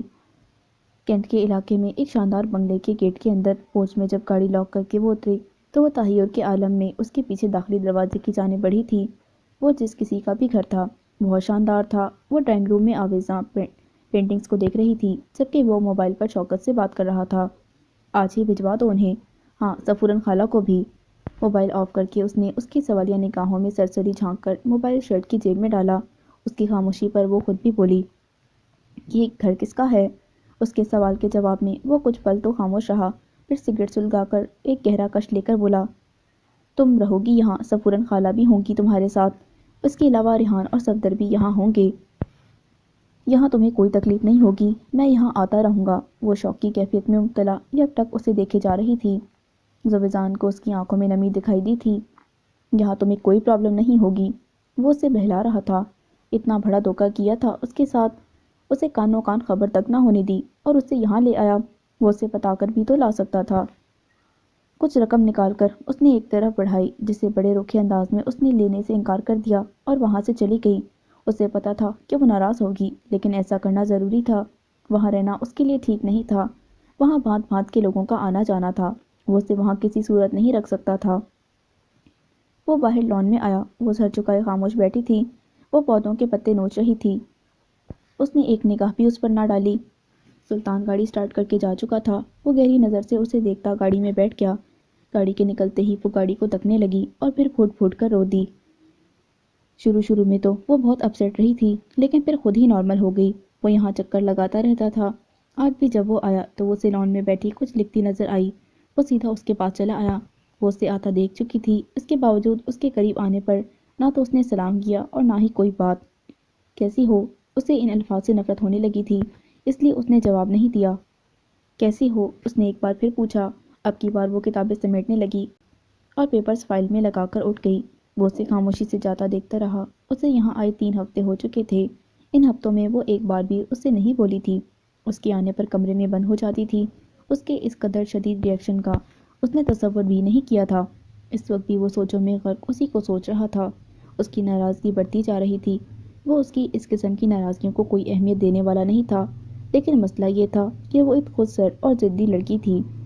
وہ اس کی بے وقوفیوں سے ڈرتا تھا۔ وہ کچھ بھی کر سکتی تھی۔ یہی وجہ تھی کہ وہ یہاں بار بار چکر لگاتا رہتا تھا تاکہ اسے سمجھا سکے، لیکن وہ پہلے لفظ پر ہی موڈ خراب کر کے 9 تو 11 ہو جاتی تھی۔ آج بھی وہ اسے بنا منائے لوٹ آیا تھا۔ وہ وہاں سے نگین سے ملنے گیا تھا۔ اسے لے کر وہ دونوں لانگ ڈرائیو پر چلے گئے۔ وہ بڑے فریش موڈ میں تھی۔ ایسے کیا دیکھ رہے ہو؟ وہ بولتے بولتے اچانک اس کی کھوئی کھوئی کیفیت نوٹ کرتی بولی۔ ایسے ہی بس۔ وہ اس کی آنکھوں میں چھپے کرب کو محسوس کر رہی تھی۔ وہ اپنے ساتھ ساتھ اسے بھی اسی کرب سے آشنا کر رہا تھا جو درد محبت کے باعث ان کے دلوں میں پروان چڑھ رہا تھا۔ وہ اس درد کا ازالہ صرف اور صرف ایک صورت میں کر سکتا تھا، لیکن وہ بات اس شخص کو منظور نہ تھی۔ وہ خود کو اس عورت کو ادھوری خوشیاں نہیں دینا چاہتا تھا۔ وہ اسے خوش دیکھنا چاہتا تھا، اسے ہر غم کی پرچھائیوں سے دور رکھنا چاہتا تھا۔ یہ بات وہ اسے بارہا بتا چکا تھا۔ اس کی بات وہ بلا چونچرا مان لیا کرتی تھی، کیونکہ اس کی محبت یہ اجازت ہرگز نہ دیتی تھی کہ اس کا دل توڑے۔ وہ اپنی طرف سے کوئی ایسی خواہش کر ہی نہیں سکتی تھی جو اسے نئی مصیبتوں میں ڈالے، اس کی پریشانیاں کم کرنے کی بجائے بڑھا دے۔ وہ کوئی ایسا کام کر ہی نہیں سکتی تھی جو اس کے لیے بجائے خوشی کے پریشانی کا باعث بنے۔ وہ نسبتاً پرسکون سی جگہ چلے آئے تھے۔ گاڑی سے اتر کر وہ ہرے بھرے سبزے کی جانب بڑھے تھے۔ ریحان گاڑی میں ہی تھا۔ تیز ہوا چل رہی تھی، لیکن یہ خوشگوار موسم بھی اسے کچھ پرسکون نہیں کر پا رہا تھا۔ میں جب بھی تمہارے ساتھ یہاں آتی ہوں نا تو لگتا ہے جیسے پہلی بار آئی ہوں۔ تمہیں بھی یوں محسوس ہوتا ہے نا، یا صرف مجھے ہی؟ وہ گلاسز اتار کر اسے براہ راست دیکھنے لگا۔ کہ تمہیں کیا ہو رہا ہے؟ تم نے خود پر غور کیا ہے؟ کتنی ویک ہوتے جا رہے ہو، اس قدر ٹینشن میں لگ رہے ہو، کیا مسئلہ ہے؟ وہ کچھ تشویش زدہ ہو گئی تھی۔ کچھ نہیں، اس نے بات ٹالتے ہوئے کہا۔ کوئی مسئلہ نہیں، یہاں میں صرف اور صرف تم سے اپنی باتیں کرنے آیا ہوں، مسئلے مسائل ڈسکس کرنے نہیں۔ پھر وہ دونوں ہلکی پھلکی باتیں کرنے لگے۔ ایک پل کے لیے اسے لگا کہ جیسے وہ ہر پریشانی سے نجات پا گیا ہو۔ وہ کئی دنوں تک اس کے پاس نہیں جا سکا تھا۔ آج جو ہی وہ جانے کے لیے تیار ہوا تو نگین آ گئی۔ اس لیے وہ جا نہیں پایا۔ کافی دیر تک اس کے ساتھ گپ شپ ہوتی رہی۔ وہ دونوں کسی بات پر ہنس رہے تھے جب لاؤنج کے دروازے میں کھڑی صفا بت بن گئی۔ وہ لڑکی بڑے استحقاق سے اس کے ساتھ صوفے پر بیٹھی ہنس رہی تھی۔ وہ دونوں اسے دیکھ کر خاموش ہو گئے تھے۔ وہ بنا سلام کیے لاؤنج کی سیڑھیاں چڑھ کر اوپر کمرے میں چلی گئی تھی۔ وہ خجل سا ہو گیا اس کی بدتمیزی پر۔ پلیز تم مائنڈ مت کرنا، یہ کچھ خفا۔ کوئی بات نہیں، تمہیں وضاحت دینے کی ضرورت نہیں، مجھے پتا ہے، میں اب چلوں گی، تم جاؤ اس کے پاس، ہو سکتا ہے وہ کسی کام سے آئی ہو۔ وہ مسکرا کر اٹھ گئی۔ اس کے جاتے ہی وہ اس کے پاس آیا۔ وہ کمرے کی الماری کھولے اس میں سے کچھ کتابیں نکال رہی تھی۔ دروازہ کھلنے کی آواز پر اس نے مڑ کر نہیں دیکھا۔ وہ بدستور اپنے کام میں مصروف رہی۔ کتاب نہیں ملی۔ وہ جھنجھلا کر زور سے الماری بند کرنے لگی۔ یوں لگ رہا تھا جیسے در و دیوار ہل گئے ہوں۔ پھر وہ ڈریسنگ ٹیبل کے دراز میں دیکھنے لگی۔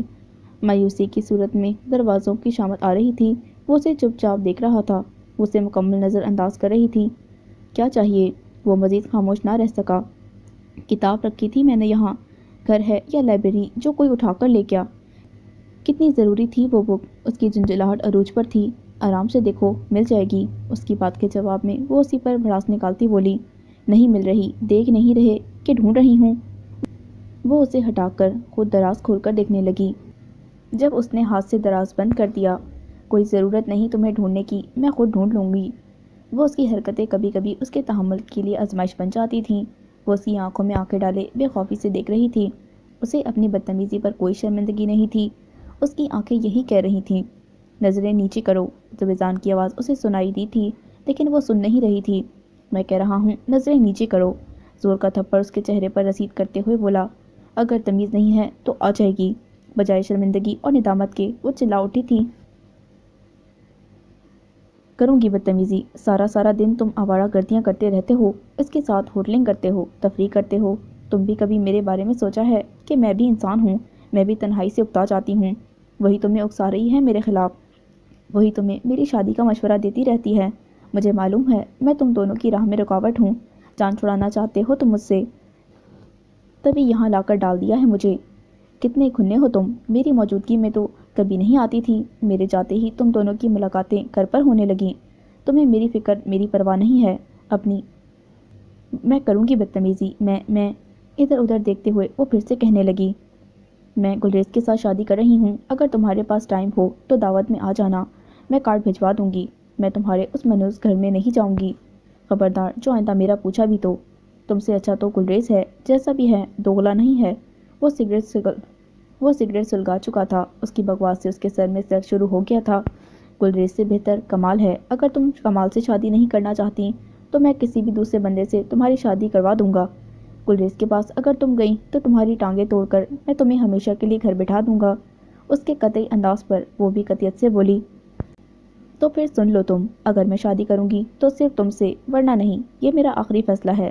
اس کے خود سر لہجے پر وہ آگ بگولا ہوتے اسے دیکھنے لگا اور بولا، میں تمہیں ہرگز نہیں اپناؤں گا، کیونکہ اگر میں نے کبھی شادی کا ارادہ کیا بھی تو صرف نگین سے۔ میں 15-16 برس سے محبت کرتا چلا آ رہا ہوں اس سے، تمہاری طرح جمعہ 8 دن کی محبت نہیں جو پل بھر میں ختم ہو جائے۔ میں تم سے محبت نہیں کرتا، وہ محبت جو تم مجھ سے چاہتی ہو۔ چیخنے چلانے کی بجائے ٹھنڈے دماغ سے سوچو، ساری زندگی کو آگ میں جھونکنے کی بجائے اپنے بہتر مستقبل کے لیے اچھا فیصلہ کرو۔ آئندہ میں تمہاری زبان سے نگین کے خلاف کچھ نہ سنوں۔ تم جنگل میں نہیں رہتی، جنگلیوں والی حرکتیں چھوڑ دو۔ نگین سے محبت کے انکشاف پر وہ دل کھول کر روئی تھی۔ اس نے واضح الفاظ میں اس کی محبت کا اعتراف سنا، جبکہ صفا یعقوب کی محبت کو ریجیکٹ کیا تھا۔ وہ اس کی باتوں پر شاک رہ گئی تھی۔ وہ کسی اور سے یوں دیوانہ وار محبت کر سکتا ہے؟ اس نے تو کبھی تصور بھی نہ کیا تھا۔ وہ خلاف معمول کچھ دن تک تو بہت خاموش رہی تھی۔ اس کی یہ خاموشی دنوں پر محیط ہوتی جا رہی تھی۔ اس خاموشی کو زبیزان سمیت سب نے ہی محسوس کیا تھا، لیکن کسی نے کچھ نہ پوچھا۔ وہ میرے لیے مسئلہ بنا رہی ہے، تم نہیں جانتی وہ میری نرمی کا کچھ اور انداز میں ہی فائدہ اٹھا رہی ہے، وہ میری نرمی کو کچھ اور انداز میں لے رہی ہے۔ اس نے مجھے ٹینس کر رکھا ہے، وہ کسی کے ساتھ بھی شادی پر راضی نہیں ہو رہی سوائے میرے۔ میں اس کی کم سنی اور اس کی نادانی سے ڈرتا ہوں، وہ اس قدر بیوقوف ہے کہ کچھ بھی کر سکتی ہے، وہ میری پریشانی بڑھا رہی ہے۔ نگین اس کے چہرے پر الجھن دیکھ رہی تھی۔ تم اسے اچھی طرح سمجھانے کی کوشش کرو، ہو سکتا ہے کہ وہ سمجھ جائے۔ نگین اس کی پریشانی محسوس کر رہی تھی، اس لیے خود بھی متفکر سی ہو گئی۔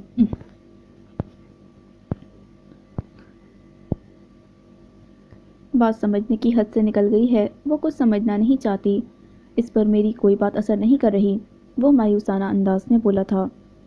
ٹھیک ہے، میں کوشش کرتی ہوں، ہو سکتا ہے کہ میری بات اس کی سمجھ میں آ جائے، نگین فیصلہ کن انداز میں بولی۔ تو سویزان نے یکدم اس کی بات کاٹ کر کہا، نہیں تم نہیں جاؤ گی، وہ تمہیں کچھ الٹا سیدھا بولے گی، میں برداشت نہیں کر پاؤں گا، وہ میرا مسئلہ ہے، میں خود ہی اسے ہینڈل کر لوں گا۔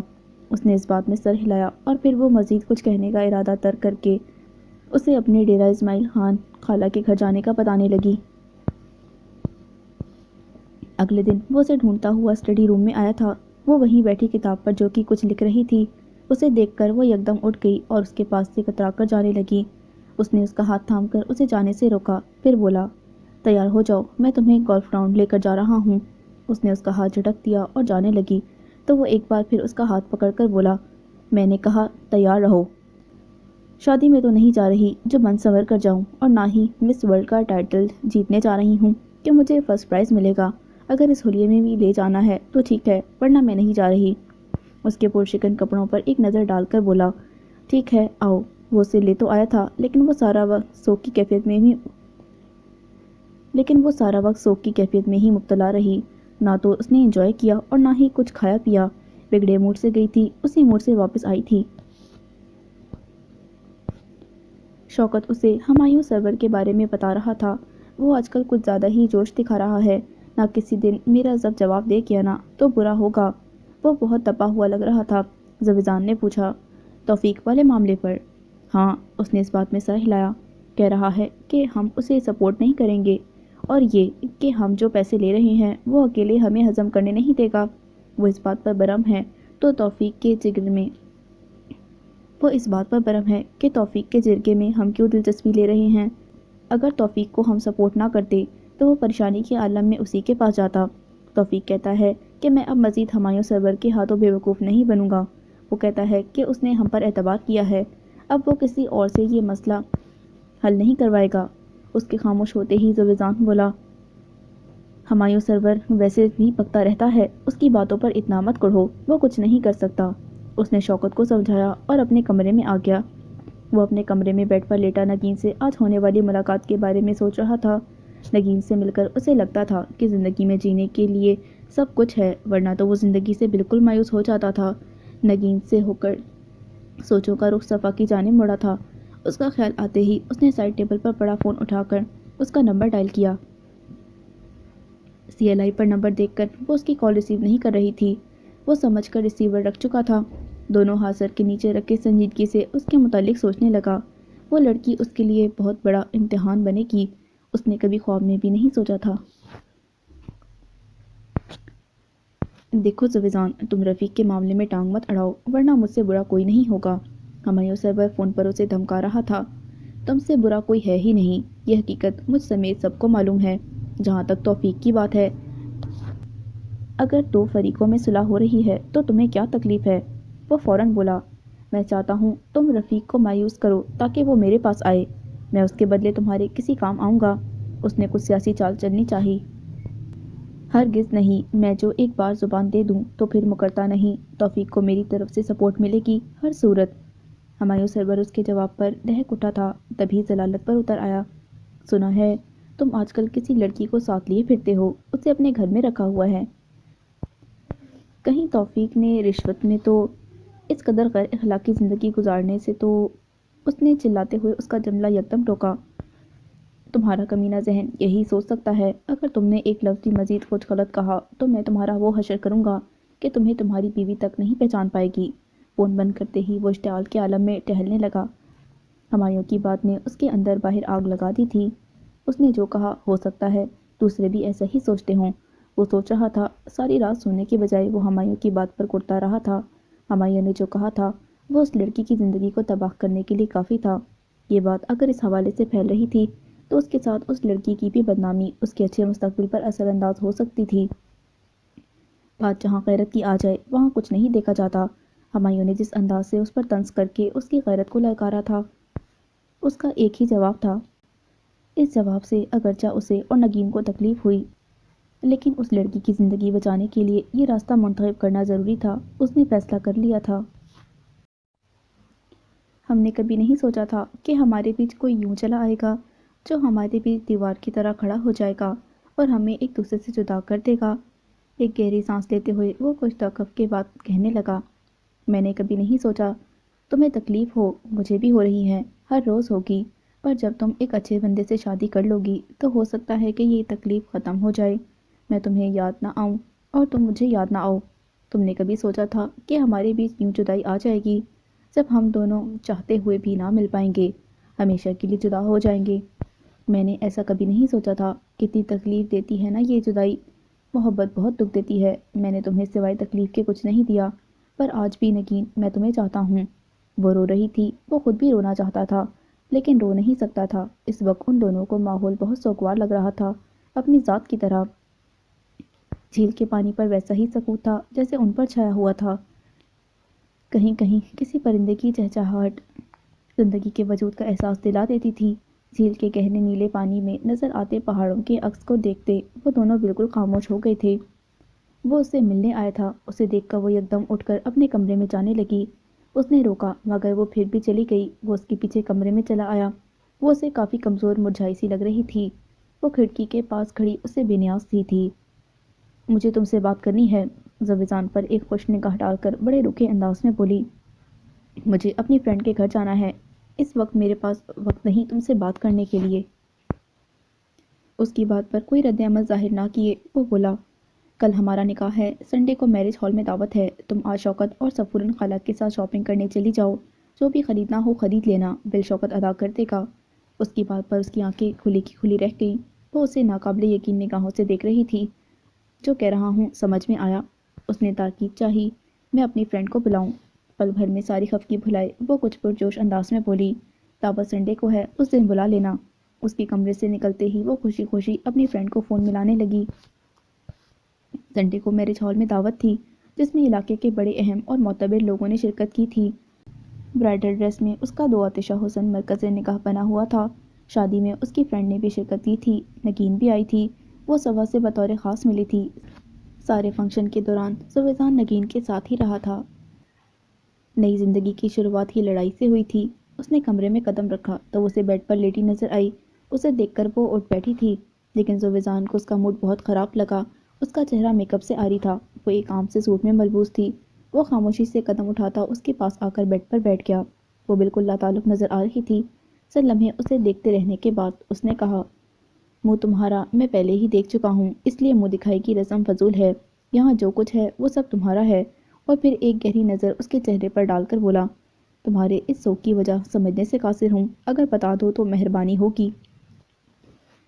اس کے خاموش ہونے پر پہلے تو وہ کچھ پل اسے ترش نظروں سے دیکھتی رہی، پھر پھٹ پڑی، میرے سوگ کو اب محسوس کیا ہے تم نے؟ صبح سے کہاں تھے؟ صبح تمہیں یہ خیال آ بھی کیسے سکتا تھا؟ تمہارے پاس تو نگین تھی، ساری دعوت میں تم اس کے گرد منڈلاتے رہے، میرے بارے میں ذرا بھی سوچا؟ دعوت کے بعد تم یہاں چلے آئے، پھر میری خبر لینے کے لیے تم یہاں چلے آئے ہو، اس وقت تمہیں منہ اٹھا کر سوگ کے بارے میں پوچھنے کی لگی ہے۔ تمہیں میری پرواہ نہیں ہے؟ میں پہلے ہی حیران تھی کہ نگین کے ہوتے تم مجھ سے شادی کیوں کرو گے، لیکن مجھے اب پتہ چلا کہ تم دونوں نے کوئی پلان بنایا ہے، ادھر مجھے بیوقوف بنا کر شادی کا ڈھونگ رچایا ہے، اور خود تم دونوں شادی کر کے اس دوسرے گھر میں ہمیشہ ساتھ رہو گے، یہی پلاننگ ہوگی تمہاری؟ تم تو پلاننگز کے ماہر ہو۔ وہ شوز اتارنے لگا تھا۔ وہ اسے شوز اتارتا دیکھ کر بھی نہیں رکی تھی، برابر بولتی رہی، تم نگین سے محبت کرتے ہو، مجھ سے نہیں۔ جب اس سے محبت کرتے ہو تو شادی کیوں نہیں کی اس سے؟ شوز اتار کر اس نے شرٹ کے بٹن کھولنے شروع کر دیے۔ کچھ پوچھ رہی ہوں تم سے؟ میں نگین سے محبت کرتا تھا، پر اب تم سے محبت کرتا ہوں۔ محبت تو میں شوکت سے بھی کرتا ہوں، سفورن خالہ سے بھی کرتا ہوں، تمہاری مس ہما سے بھی کرتا ہوں، ہر اچھے انسان سے کرتا ہوں، اس کا مطلب یہ نہیں کہ ہر ایک سے شادی کروں گا۔ وہ اسے رام کرنے لگا۔ پر تم نے کہا تھا کہ تم شادی کرو گے تو نگین سے، ورنہ نہیں؟ اس نے شکی لہجے میں پوچھا۔ ہاں کہا تھا میں نے۔ اس وقت غصے میں تھا۔ اس کا یہ مطلب تو نہیں کہ میں واقعی نگین کے لیے سیریس تھا۔ اس کا لہجہ اتنا یقینی تھا کہ صفا یعقوب کو اس کی بات پر یقین کرنا پڑا۔ بیڈ پر دراز ہو کر اس کا ہاتھ اپنے ہاتھ میں رکھ کر وہ اس کے اندر کی عورت کو خوش کرنے کے لیے چاند ستاروں کی باتیں کرنے لگا، اس کے حسن نوخیز کی تعریف میں رطب اللسان وہ اسے یقین کی اس منزل پر لے گیا تھا جہاں صفا یعقوب کو یہ یقین ہو چلا کہ وہ اسے دیوانہ وار چاہتا ہے۔ وہ اسی گھر میں تھی۔ وہ وہاں بار بار جانے کی ضد کر رہا تھا، جسے زبان مسترد کر رہا تھا۔ کئی بار وہ اسے اچھا خاصا ڈانٹ چکا تھا، لیکن ہر دوسرے دن وہ یہی موضوع لے کر بیٹھ جاتی۔ رات وہ یہیں رہا تھا۔ صبح جب وہ بیدار ہوا تو وہ یوں ہی لیٹی ہوئی تھی۔ اسے یوں ہی لیٹا دیکھ کر ریسٹ واچ سائڈ ٹیبل پر سے اٹھا کر اس نے ٹائم دیکھا۔ صبح کے 8 بج رہے تھے۔ ریسٹ واچ واپس رکھ کر اس نے گردن موڑ کر ہاتھ بڑھا کر جگانا چاہا۔ وہ نہیں اٹھی تو وہ اسے زور سے ہلا کر جگانے لگا۔ وہ مدی مدی آنکھوں سے کسل مندی سے اٹھ گئی۔ کیا ہے؟ وہ ابھی تک نیند میں تھی۔ کالج نہیں جانا تمہیں؟ نہیں کہہ کر وہ پھر سے لیٹ گئی۔ وہ ایک بار پھر سے اٹھانے لگا۔ اٹھو، دیر ہو رہی ہے۔ میں نہیں جا رہی، وہ جھنجھلاتی ہوئی بولی۔ کیوں؟ وہ ہنوز لیٹا ہوا تھا۔ اب کیا کرنا ہے پڑھ کر، میرا دل نہیں چاہ رہا۔ اس کے جواب پر وہ تب اٹھا۔ اٹھو، تیار ہو، میں تمہیں چھوڑ کر آؤں گا۔ اور یہ شوکت، اسے دیکھتا ہوں کہاں ہے؟ اتنے دن سے تم نہیں جا رہی، مجھے بتایا تک نہیں۔ وہ واقعی غصے میں آ گیا۔ شوکت والی بات پر وہ گھبرا اٹھی اور بے ساختگی میں بولی، شوکت بھائی کو میں نے منع کیا تھا۔ وہ معصوم سی شکل بنائے اسے رحم طلب نگاہوں سے دیکھ رہی تھی۔ تیار ہو جاؤ، میں لے کر جا رہا ہوں تمہیں۔ اس کے کہتے ہی وہ فوراً بولی، پلیز آج میری طبیعت خراب ہے، میرے سر میں درد ہے۔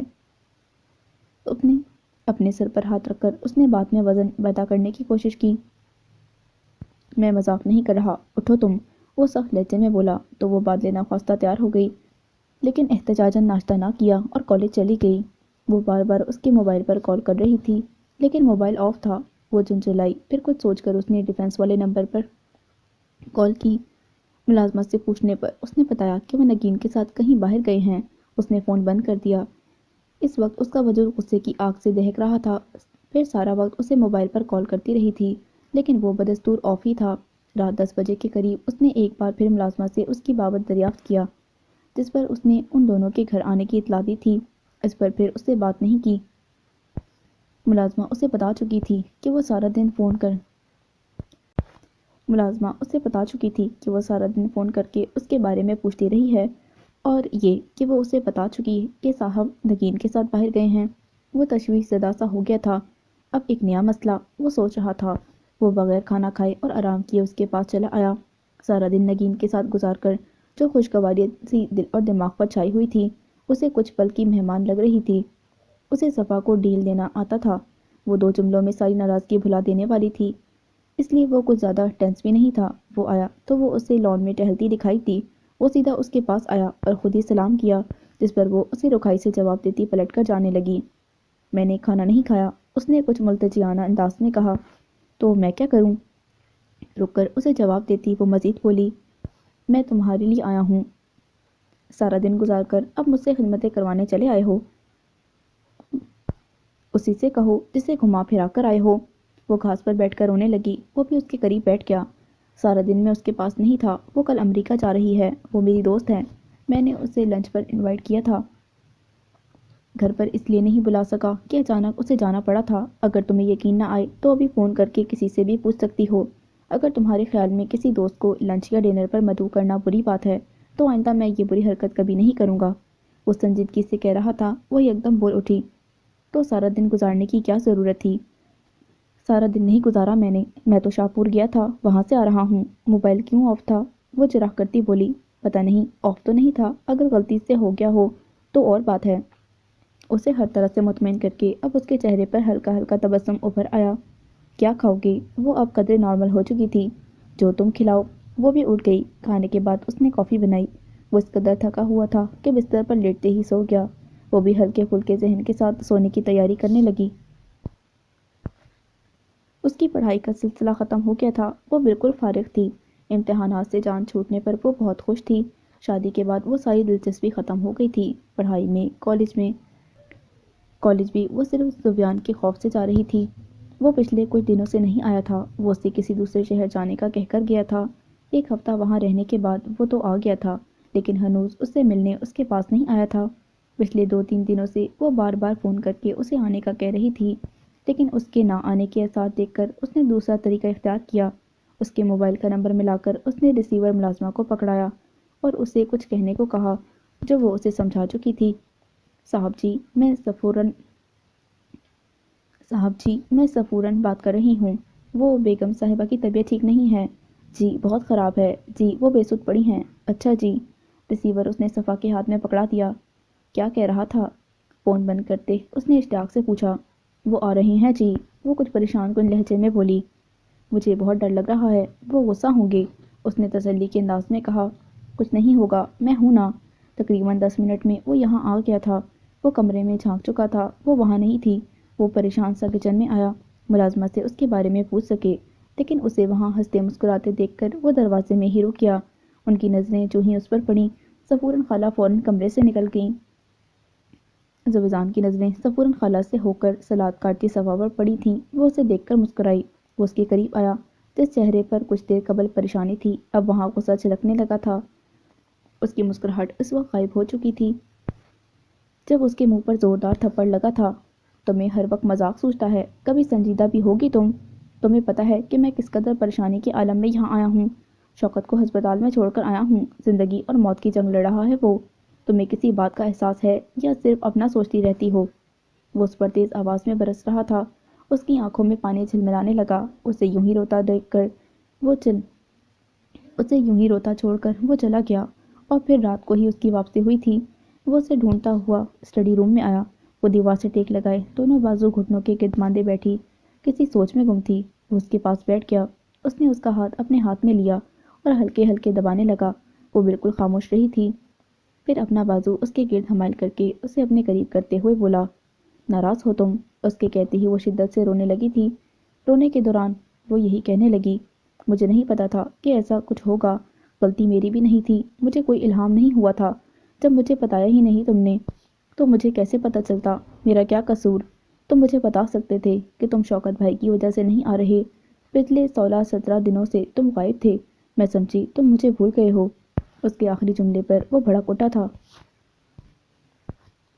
تم کاغذ ہو یا پین کہ تمہیں بھول گیا ہوں میں تمہیں اس لیے نہیں بتانا چاہتا تھا کہ تم پریشان ہو جاؤ گی، اور پھر میں اس وقت اس کنڈیشن میں ہرگز نہیں تھا کہ تمہیں یا کسی کو بھی تفصیلات بتاتا پھرتا۔ اس وقت میرے 3 آدمی زخمی تھے، شوکت کی حالت سیریس تھی، اب تو وہ اللہ کے فضل سے بچ گیا ہے۔ میں اس وقت کتنا ڈسٹرب تھا تمہیں اس کا اندازہ ہی ہو نہیں سکتا۔ نوشہرہ سے آنے کے بعد یہ واقعہ پیش آیا ہے۔ میں تمہارے پاس آنے ہی والا تھا، لیکن اس واقعے کے رونما ہونے کے بعد میں نہیں آ سکا۔ تمہیں بتانے کا کوئی فائدہ نہیں تھا، اس لیے میں نے تمہیں پریشان نہیں کیا۔ اگر میں تمہارے پاس نہیں آتا تو اس کا مطلب یہ ہرگز نہیں کہ میں تمہیں بھول گیا ہوں۔ تم بیوی ہو میری، میں دنیا کے جس کونے میں بھی جاؤں لوٹ کر تمہارے پاس ہی آؤں گا۔ تمہیں اس بات کا اعتبار کرنا چاہیے۔ تمہاری اس فضول حرکت نے مجھے کتنا پریشان کیا، اس کا تمہیں اندازہ نہیں۔ ادھر شوکت زخمی پڑا ہے، ادھر تمہاری طبیعت کی خرابی کا سن کر میرے اوزان ہی قطع ہو گئے تھے۔ اگر تمہیں مجھے بلانا ہی تھا تو سیدھا سیدھا کہہ سکتی تھیں کہ تم مجھ سے ملنا چاہتی ہو، میں آ جاتا، پر اس طرح سے بلانا بالکل غلط حرکت تھی۔ وہ اسے اچھا خاصا شرمندہ کر گیا تھا۔ وہ سر جھکائے اس کی لان تان سن رہی تھی۔ میں کئی مرتبہ تمہیں آنے کو کہہ چکی تھی، تم نہیں آ رہے تھے، اس نے روندی ہوئی آواز میں وضاحت دیتے ہوئے کہا۔ تم نے ہر بار یہی کہا تھا کہ میں کب آ رہا ہوں تم سے ملنے۔ تم نے یہ نہیں کہا تھا کہ تم مجھ سے ہر صورت ملنا چاہتی ہو۔ وہ ایک ایک لفظ پر زور دیتے ہوئے بولا۔ وہ اب بھی بے آواز رو رہی تھی۔ میں یہ نہیں کہہ رہا کہ ساری غلطی تمہاری ہے، میرا بتانے کا مقصد یہ ہے کہ تم میری مجبوریوں کو سمجھا کرو۔ آئندہ میں ایسا نہیں کروں گی۔ اس کے خاموش ہوتے ہی اس نے فوراً کہا۔ زویزان کے سینے سے ایک بوجھ سا سرکا تھا۔ وہ اپنی حرکت پر بہت پچھتایا تھا، تبھی ازالے کے طور پر وہ اس کے پاس آیا تھا تاکہ اسے منا سکے۔ وہ اسے منا چکا تھا۔ اس کا سر اپنے کندھے پر رکھتے ہوئے اس کے بالوں میں دھیرے دھیرے انگلیاں چلانے لگا۔ اس کی زبان سے وہی الفاظ نکلنے لگے تھے جسے سننا اس عورت کی زندگی کی سب سے بڑی خواہش ہوا کرتی تھی۔ شوکت ڈسچارج ہو کر گھر آیا تھا۔ باقی 2 گارڈز جو معمولی زخمی تھے اب صحت یاب ہو چکے تھے۔ زویزان کی ساری ٹینشن بھی دور ہو رہی تھی۔ شوکت کو وہ اپنا سمجھتا تھا۔ اس کے ساتھ پیش آنے والے حادثے نے زویزان کو بوکھلا کر رکھ دیا تھا۔ کئی دنوں کی تھکن نے اسے نڈھال کر دیا تھا۔ تم آرام کرو، میں بھی سونے جا رہا ہوں۔ وہ اسے آرام کی تلقین کرتا لائٹ آف کر چکا تھا۔ اسپتال سے وہ اسے اپنے گھر ہی لے آیا تھا۔ وہ اپنے کمرے میں آ کر لیٹ گیا، آنکھیں بند کر کے سونے کی کوشش کرنے لگا، پر نیند نہیں آ رہی تھی۔ کافی دیر کوشش کرنے کے بعد جب بے سود رہی تو وہ اٹھ گیا۔ دوپہر کے 2:30 بج رہے تھے۔ اٹھ کر شوز پہن لیے، بالوں میں برش پھیرا اور گلاسز اٹھا کر وہ کمرے سے نکل آیا۔ پورچ میں آ کر وہ ڈرائیور سے گاڑی نکالنے کو کہہ کر ریحان سے بات کرنے لگا۔ پھر گاڑی کے نکلتے ہی وہ ریحان کے ہمراہ بیٹھ گیا۔ وہ روم میں گیا تو دیکھا وہ سو رہی تھی۔ وہ اس کے قریب بے دلی سے لیٹ کر اسی کے متعلق سوچنے لگا۔ کئی مرتبہ اس کا دل چاہا کہ اسے جگائے، پھر دل خود ہی نفی کر دیتا۔ اس ہانا کی کیفیت کے دوران اسے کب نیند آئی وہ بے خبر تھا۔ جب آنکھ کھلی تو 6 بج رہے تھے۔ اتنی لمبی نیند کے بعد اس کی طبیعت قدرے بشاش ہو گئی تھی۔ دل اور دماغ میں ایک سکون آمیز لہر دوڑ گئی تھی۔ چند لمحے وہ یوں ہی خالی ذہن لیٹا رہا، پھر اٹھا۔ اٹھتے ہی پہلے اس نے شوکت سے بات کی، اس کے بعد وہ کمرے سے نکلا۔ ملازمہ سے کہہ کر اس نے چائے منگوائی اور ساتھ ہی صفا کو بلانے کا کہا۔ وہ بیڈ سے ٹیک لگائے دونوں کا انتظار کر رہا تھا۔ وہ کچھ ہی دیر میں چائے کا کپ لیے اندر چلی آئی۔ کیا کر رہی تھی تم؟ اسے اپنے قریب بیٹھتے دیکھ کر اس نے کپ اس کے ہاتھ سے لے لیا۔ ایسے ہی بس، وہ ناخنوں سے کھیلتی رہی۔ کیا ایسے ہی بس؟ اس کے سوال پر بولی۔ کچھ نہیں۔ اسے مناسب جواب نہیں سوچ رہا تھا۔ کیا کچھ نہیں؟ وہ کنفیوز ہونے لگی۔ پتہ نہیں، اب کی بار وہ بولی۔ پتہ نہیں کیا پتہ نہیں؟ وہ چائے کا سپ لیتا بولا۔ یہ کیا بات ہوئی؟ وہ جھنجھلاتی بولی۔ کون سی بات؟ وہ آنکھوں میں حیرت ظاہر کرتے ہوئے بولا۔ جو تم کہہ رہے ہو۔ میں نے تو کچھ نہیں کیا۔ وہ مزید حیرت ظاہر کرنے لگا۔ ٹھیک ہے، میں جا رہی ہوں۔ وہ اٹھنے لگی۔ بیٹھو۔ وہ اسی کا ہاتھ پکڑ کر اسے بٹھا چکا تھا۔ ویسے تو ہر وقت چلاتی رہتی ہو کہ میں تمہارے پاس نہیں آتا، جب آتا ہوں تو تم لفٹ ہی نہیں کرواتی۔ 2:30 بجے میں آیا تھا، تم مزے سے بے خبر سو رہی تھیں اور پھر صبح سے چھپی بیٹھی ہو۔ وہ اس کی شرٹ کے بٹن کے ساتھ کھیلتی ہوئی بولی۔ تمہیں کب میری پرواہ ہے؟ اس کے شکوے پر وہ مسکرایا تھا۔ اچھا، مجھے نہیں تو کس سے ہے؟ وہ پوچھ رہا تھا۔ شوکت بھائی کو۔ اس کے برجستہ جواب پر وہ مسکرایا۔ مجھ سے زیادہ محبت کرتا ہے وہ تم سے؟ ہاں، وہ بہت محبت کرتے ہیں مجھ سے۔ بیمار وہ خود ہیں، لیکن میری خیریت پوچھتے رہتے ہیں ہر روز فون کر کے۔ سادگی سے کہے جملے پر زویزان دل کھول کر مسکرایا تھا۔ یعنی وہ ہر روز تمہاری خیریت نہیں پوچھتا؟ یعنی میں ہر روز تمہاری خیریت نہیں پوچھتا؟ وہ سپ لیتے ہوئے کپ سائڈ ٹیبل پر رکھ چکا تھا۔ میں نے یہ نہیں کہا۔ وہ ناراض ہونے لگی۔ تو پھر کیا؟ وہ ہر روز میرا حال دریافت کرتے ہیں، مجھ سے محبت کرتے ہیں، میرا خیال رکھتے ہیں۔ وہ خوبیاں گنوانے لگی تھی۔ یہ سب میں نہیں کرتا؟ نہیں، وہ صاف مکر گئی۔ تو پھر کیا سزا ہونی چاہیے؟ وہ سگریٹ کا پیکٹ اٹھا کر سگریٹ سلگانے لگا۔ کس کی؟ میری؟ مجھے کہیں گھمانے لے جاؤ، بس یہی سزا؟ اچھا، پہلے یہ سزا تو کاٹ لو۔ بڑے آئے انصاف پسند۔ وہ مذاق اڑانے لگی۔ انصاف پسند نہیں ہوں۔ نہیں، 1 سیکنڈ کی تاخیر کے بنا جواب دیا۔ ٹھیک ہے، کل ہی میں تمہیں گھمانے پھرانے ناردرن ایریاز لے کر جا رہا ہوں۔ وہ سگریٹ کے کش لیتا بولا۔ سچ کہہ رہی ہو؟ اسے یقین نہ آیا۔ ہاں۔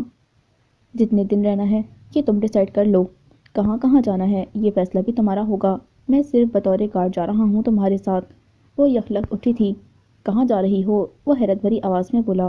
تیاری کرنے، بیگ تیار کرنے۔ اچھا خاصا وقت لگے گا ان سب میں۔ جانے وہ اور کیا کچھ کہہ رہی تھی کہ اس نے اس کا ہاتھ پکڑا اور اسے واپس اپنے قریب بٹھا لیا۔ تیاری میں تمہاری ہیلپ کر دوں گا۔ فی الحال تم یہاں بیٹھ کر یہ طے کرو کہ تم کہاں کہاں جاؤ گی اور کیا کچھ خریدو گی۔ وہ اسے ایک وسیع موضوع دے کر اسے بولنے پر آمادہ کر کے اس کی دلچسپ گفتگو سننے لگا تھا۔ اس کی باتیں اس پر عجیب سا سرور طاری کر دیتی تھیں۔ اس کی آواز اسے دنیا مافیا سے بے خبر کر دیا کرتی تھی۔ یہ آواز اسے دنیا کے مصائب سے چھٹکارا دلا کر اسے ایک معصوم خواہشوں کی دنیا میں لے جایا کرتی تھی۔ یہ آواز سکون آور دوا تھی یہ دوا اس کے تن من پر چھا کر اسے ہر چیز سے لاتعلق کر دیا کرتی تھی، ہر دکھ، ہر غم، ہر تکلیف سے۔ وہ صفا یعقوب کو اپنے لیے بہت بڑا ٹونک تصور کرتا تھا۔ وہ اس کے ذہن پر چھاتی ڈسٹربنس کی دھن کو منٹوں میں دور کر دیتی تھی، اور یہی صفا یعقوب کا کمال تھا جسے وہ خود نہ جانتی تھی۔ بادلوں کی گرج اور تیز بارش نے ماحول پر سناٹا سا طاری کر دیا تھا۔ تیزی سے گرتی بوندوں کی آواز ہی ماحول پر چھائی محسوس ہو رہی تھی۔ بارش نے ساری دھرتی کو نہلا دیا تھا۔ وہ برآمدے میں آیا۔ شوکت پہلے ہی کرسی پر بیٹھا بارش سے لطف اندوز ہو رہا تھا۔ وہ کرسی گھسیٹ کر اس کے برابر بیٹھتے ہوئے بولا، بارش کب سے ہو رہی ہے؟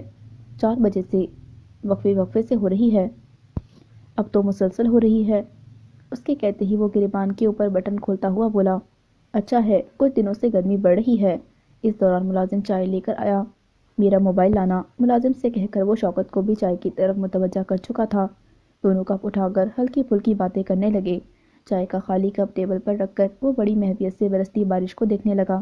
شوکت اس کا چہرہ بغور دیکھتے ہوئے بولا، تم جاؤ گے؟ کہاں؟ اس نے پوچھا۔ جہاں اس وقت جانے کو دل چاہ رہا ہے۔ وہ معنی خیز انداز میں مسکرایا، جبکہ وہ خفت سے مسکرایا تھا۔ کچھ پل بعد شوکت کہہ رہا تھا، تم دونوں کو خوش دیکھ کر میرا دل کس قدر مطمئن محسوس کرتا ہے میں تمہیں بتا نہیں سکتا۔ وہ اس کے بن کہے ہی جانتا تھا کہ وہ ان کی خوشی میں خوش ہونے والا ایک مخلص دوست ہے۔ بارش بہت تیز ہے، اس نے موضوع بدلتے ہوئے بولا، ورنہ تم چاہتے۔ شوکت نے ایک بار پھر بات پکڑنے کی کوشش کی۔ وہ خجالت سے صرف مسکرایا تھا۔ تم بیٹھو، میں گھر فون کر کے آتا ہوں۔ شوکت اٹھ گیا۔ شوکت کے جاتے ہی اس نے صفا کو فون کیا۔ فون ملازمہ نے اٹینڈ کیا۔ صفا سے بات کراؤ، وہ تو باہر لان میں ہیں۔ اس کے کہتے ہی وہ بولا، رہنے دو۔ لائن کاٹ کر وہ اجلس سے اٹھا۔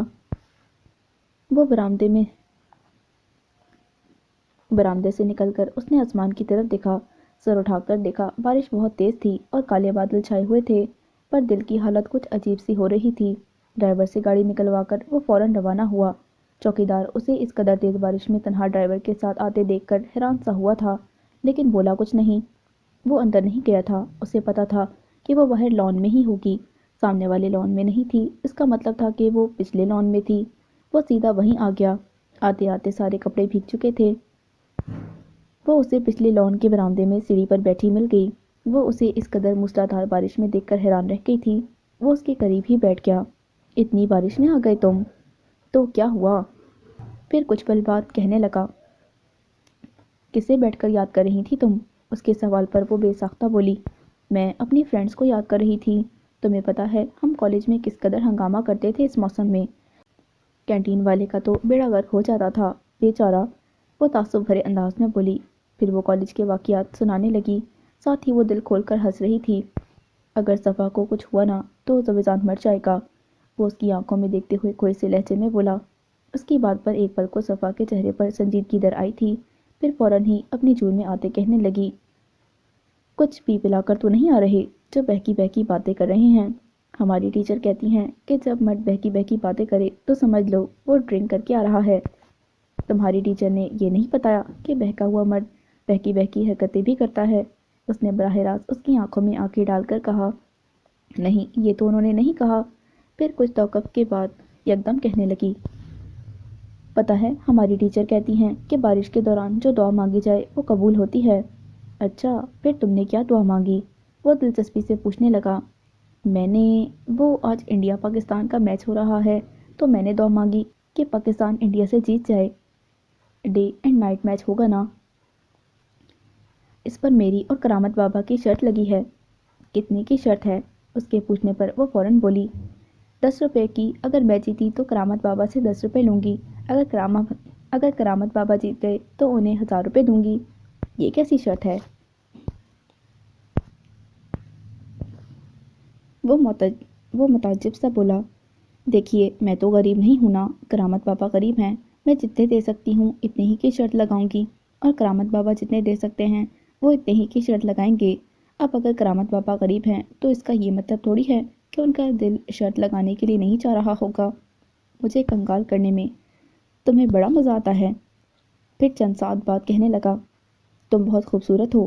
وہ دونوں ہاتھ فرش پر رکھے نیم دراز تھا۔ یہ تو تم کئی بار کہہ چکے ہو، اس نے چہرہ موڑ کر اسے دیکھتے ہوئے کہا۔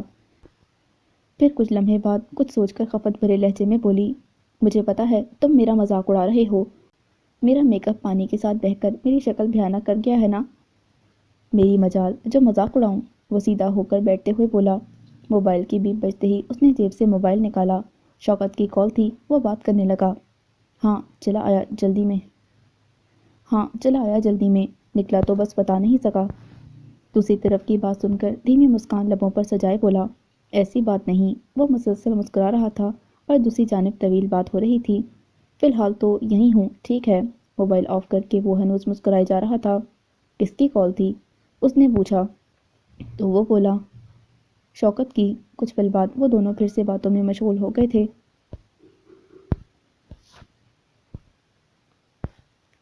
وہ اس کے سامنے بیٹھی رو رہی تھی جبکہ وہ اسے روتا دیکھ رہا تھا۔ آخر تنگ آ کر بولا، مرا تو نہیں نا؟ دیکھو زندہ ہوں۔ ساتھ ہی وہ شرٹ جھٹکتے ہوئے اسے یقین دلانے لگا۔ اگر کچھ ہو جاتا تو؟ وہ اس کی سوجی سوجی آنکھیں دیکھ کر نرم پڑ گیا۔ کچھ ہوا تو نہیں نا؟ وہ بیڈ سے پاؤں لٹکائے بیٹھی تھی جبکہ وہ پنجوں کے بل اس کے قدموں میں بیٹھا اسے اپنے زندہ ہونے کا یقین دلا رہا تھا۔ مجھے کچھ نہیں ہوا، فائرنگ گاڑی پر ہوئی ہے، مجھے خراش تک نہیں آئی۔ یہ دیکھو میرے ہاتھ، چہرے پر بھی کوئی خراش دکھائی دے رہی ہے تمہیں؟ یہ فائرنگ کسی نے صرف ڈرانے کے لیے کروائی ہے۔ اگر وہ چاہتا تو مجھے مار بھی سکتا تھا۔ صفا کیا بدتمیزی ہے، کہہ رہا ہوں نا کہ کچھ نہیں ہوا۔ وہ اسے مسلسل روتے دیکھ کر جھنجھلایا۔ گولی تمہیں لگ بھی سکتی تھی۔ لگی تو نہیں نا؟ وہ اٹھ کر اس کے پاس بیٹھا۔ پلیز اب رونا بند کر دو ورنہ میں جا رہا ہوں۔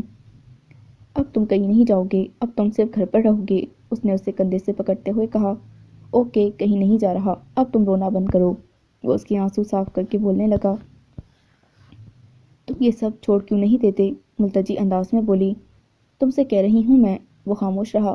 کچھ پل بعد بولا، یہ مجبوری ہے۔ وہ بیڈ سے پاؤں لٹکائے لیٹ گیا۔ وہ اس کے بالوں میں دھیرے دھیرے انگلیاں چلانے لگی۔ وہ آنکھیں بند کر کے یوں ہی لیٹا رہا۔ بس تم چھوڑ دو یہ سب، میں کسی بھی ہولناک صورتحال کی متحمل نہیں ہو سکتی۔ کہو نا تم چھوڑ دو گے؟ اس کی انگلیاں برابر اس کے بالوں میں چل رہی تھیں۔ نہیں چھوڑ سکتا، اب میں اتنی دور نکل آیا ہوں کہ واپسی ہو ہی نہیں سکتی۔ اب واپسی کے لیے کوئی راستہ نہیں رہا، اب صرف موت ہی موت ہے۔ وہ سرسی آواز میں بولا۔ اس پل اس کی آواز، اس کا لہجہ اسے ہر قسم کے جذبات سے عاری لگا تھا۔ ایسا کیوں کہہ رہے ہو تم؟ واپسی کیوں نہیں ہو سکتی؟ اگر تم یہ سب چھوڑ دو تو سب ٹھیک ہو سکتا ہے۔ وہ بضد تھی اپنی بات منوانے پر۔ نہیں ہو سکتا، وہ دو ٹوک انداز میں بولا۔ ہو سکتا ہے اگر تم چاہو۔ اسے اپنی بات پر اڑے دیکھ کر وہ آنکھیں کھول کر اسے دیکھنے لگا۔ اس پل اس کی آنکھوں میں سختی اور برہمی در آئی تھی۔ پھر چند لمحوں بعد وہ پھر سے آنکھیں بند کر گیا۔ وہ اس کے انداز پر گھبرا تو گئی تھی لیکن اپنے موقف سے ہٹنے کو تیار نہ تھی۔ فائرنگ کے اس واقعے نے اس کے اوزان خطا کر دیے تھے۔ وہ اسے ہر حال میں یہ سب ترک کرنے پر مجبور کرنے کی کوشش کر رہی تھی۔ کیوں نہیں ہو سکتا؟ اگر ہم یہاں سے چلے جائیں تو سب ٹھیک ہو سکتا ہے۔ اس کی بات ختم ہوتے ہی اس نے اپنے بالوں میں چلتے اس کے ہاتھ کو اپنے ہاتھوں سے دور جھٹکا، پھر اٹھ کر بیٹھتے ہوئے بولا، تمہیں کیا لگتا ہے مجھے یہ سب کچھ کرنا اچھا لگتا ہے؟ مزہ آ رہا ہے اس میں؟ کرکٹ کھیل رہا ہوں یا ہاکی کی گیم؟ یہ مجھے اچھا لگتا ہے کہ ہر روز کوئی میری گاڑی پر فائر کرے۔ میں لوہے کا بنا ہوں کہ کوئی مجھے کچھ بھی نہیں کہے گا یا میں مروں گا نہیں۔ مجھے اچھا لگتا ہے کہ گارڈز کی فوج اپنے ساتھ لیے پھروں۔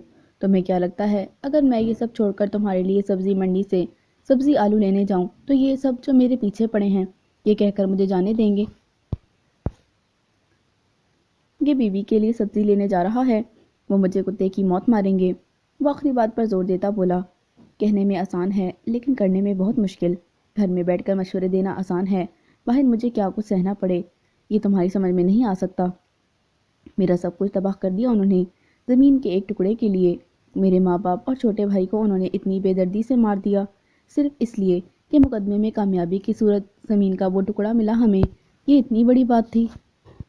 تمہیں پتا تھا، میں تمہیں بتا چکا تھا کہ میری زندگی میں مشکلات ہی مشکلات ہیں، تم میرے ساتھ نہیں چل سکو گی، لیکن یہ تمہاری ضد تھی۔ تمہیں پتا تھا کہ میں یہ سب چھوڑ نہیں سکتا۔ میں نے بدلہ لیا ہے اپنے ماں باپ کے قاتلوں کا، اب اس کے بیٹے مجھے مارنے کے لیے کتوں کی طرح ادھر ادھر پھر رہے ہیں۔ جب پتا تھا تمہیں تو کیوں نہیں تم نے میری بات مانی؟ اب بھگتو یا پھر مجھے چھوڑ دو۔ شدت جذبات سے اس کا چہرہ سرخ پڑ گیا تھا۔ اس کی آخری بات اسے حقیقی معنوں میں بہت ہرٹ کر گئی تھی۔ اس لیے اس کی بات پر اس کی آنکھوں میں پانی بھر آیا۔ میں نے تو یہ نہیں کہا کہ میں تمہیں چھوڑ کر جا رہی ہوں، وہ وضاحت دینے لگی۔ تو میں تو یہ کہہ رہی، تم جو بھی کہہ رہی ہو یہ بات صاف صاف سن لو، میں یہ سب نہیں چھوڑ سکتا، وہ اس کی بات کاٹ کر بولا۔ وہ اس کی اس طرح کی بات پر کھول اٹھا تھا۔ غصے کی کیفیت میں ادھر ادھر دیکھتے ہوئے وہ چلایا، کیا چاہتی ہو تم کہ میں؟ ٹھیک ہے میں یہ سب چھوڑ دیتا ہوں، کل کو وہ تمہیں اٹھا کر لے جائیں گے تو کیا کروں گا میں؟ کہوں کہ بھائی یہ میں کام ترک کر چکا ہوں، مالی غنیمت ہے لوٹو، کل کو اگر میرے سامنے میرے بچوں کو مارا جائے تو کہوں کہ مارو، میں اف تک نہیں کروں گا؟ خوابوں سے باہر نکلو، حقیقت کی دنیا میں آؤ۔ زویزان اگر ذرا بھی کمزور ہوا نا تو وہ چیلوں کی طرح جھپٹ پڑیں گے اس پر، میری خاطر بھی نہیں چھوڑ سکتے، وہ مان بھرے لہجے میں بولی۔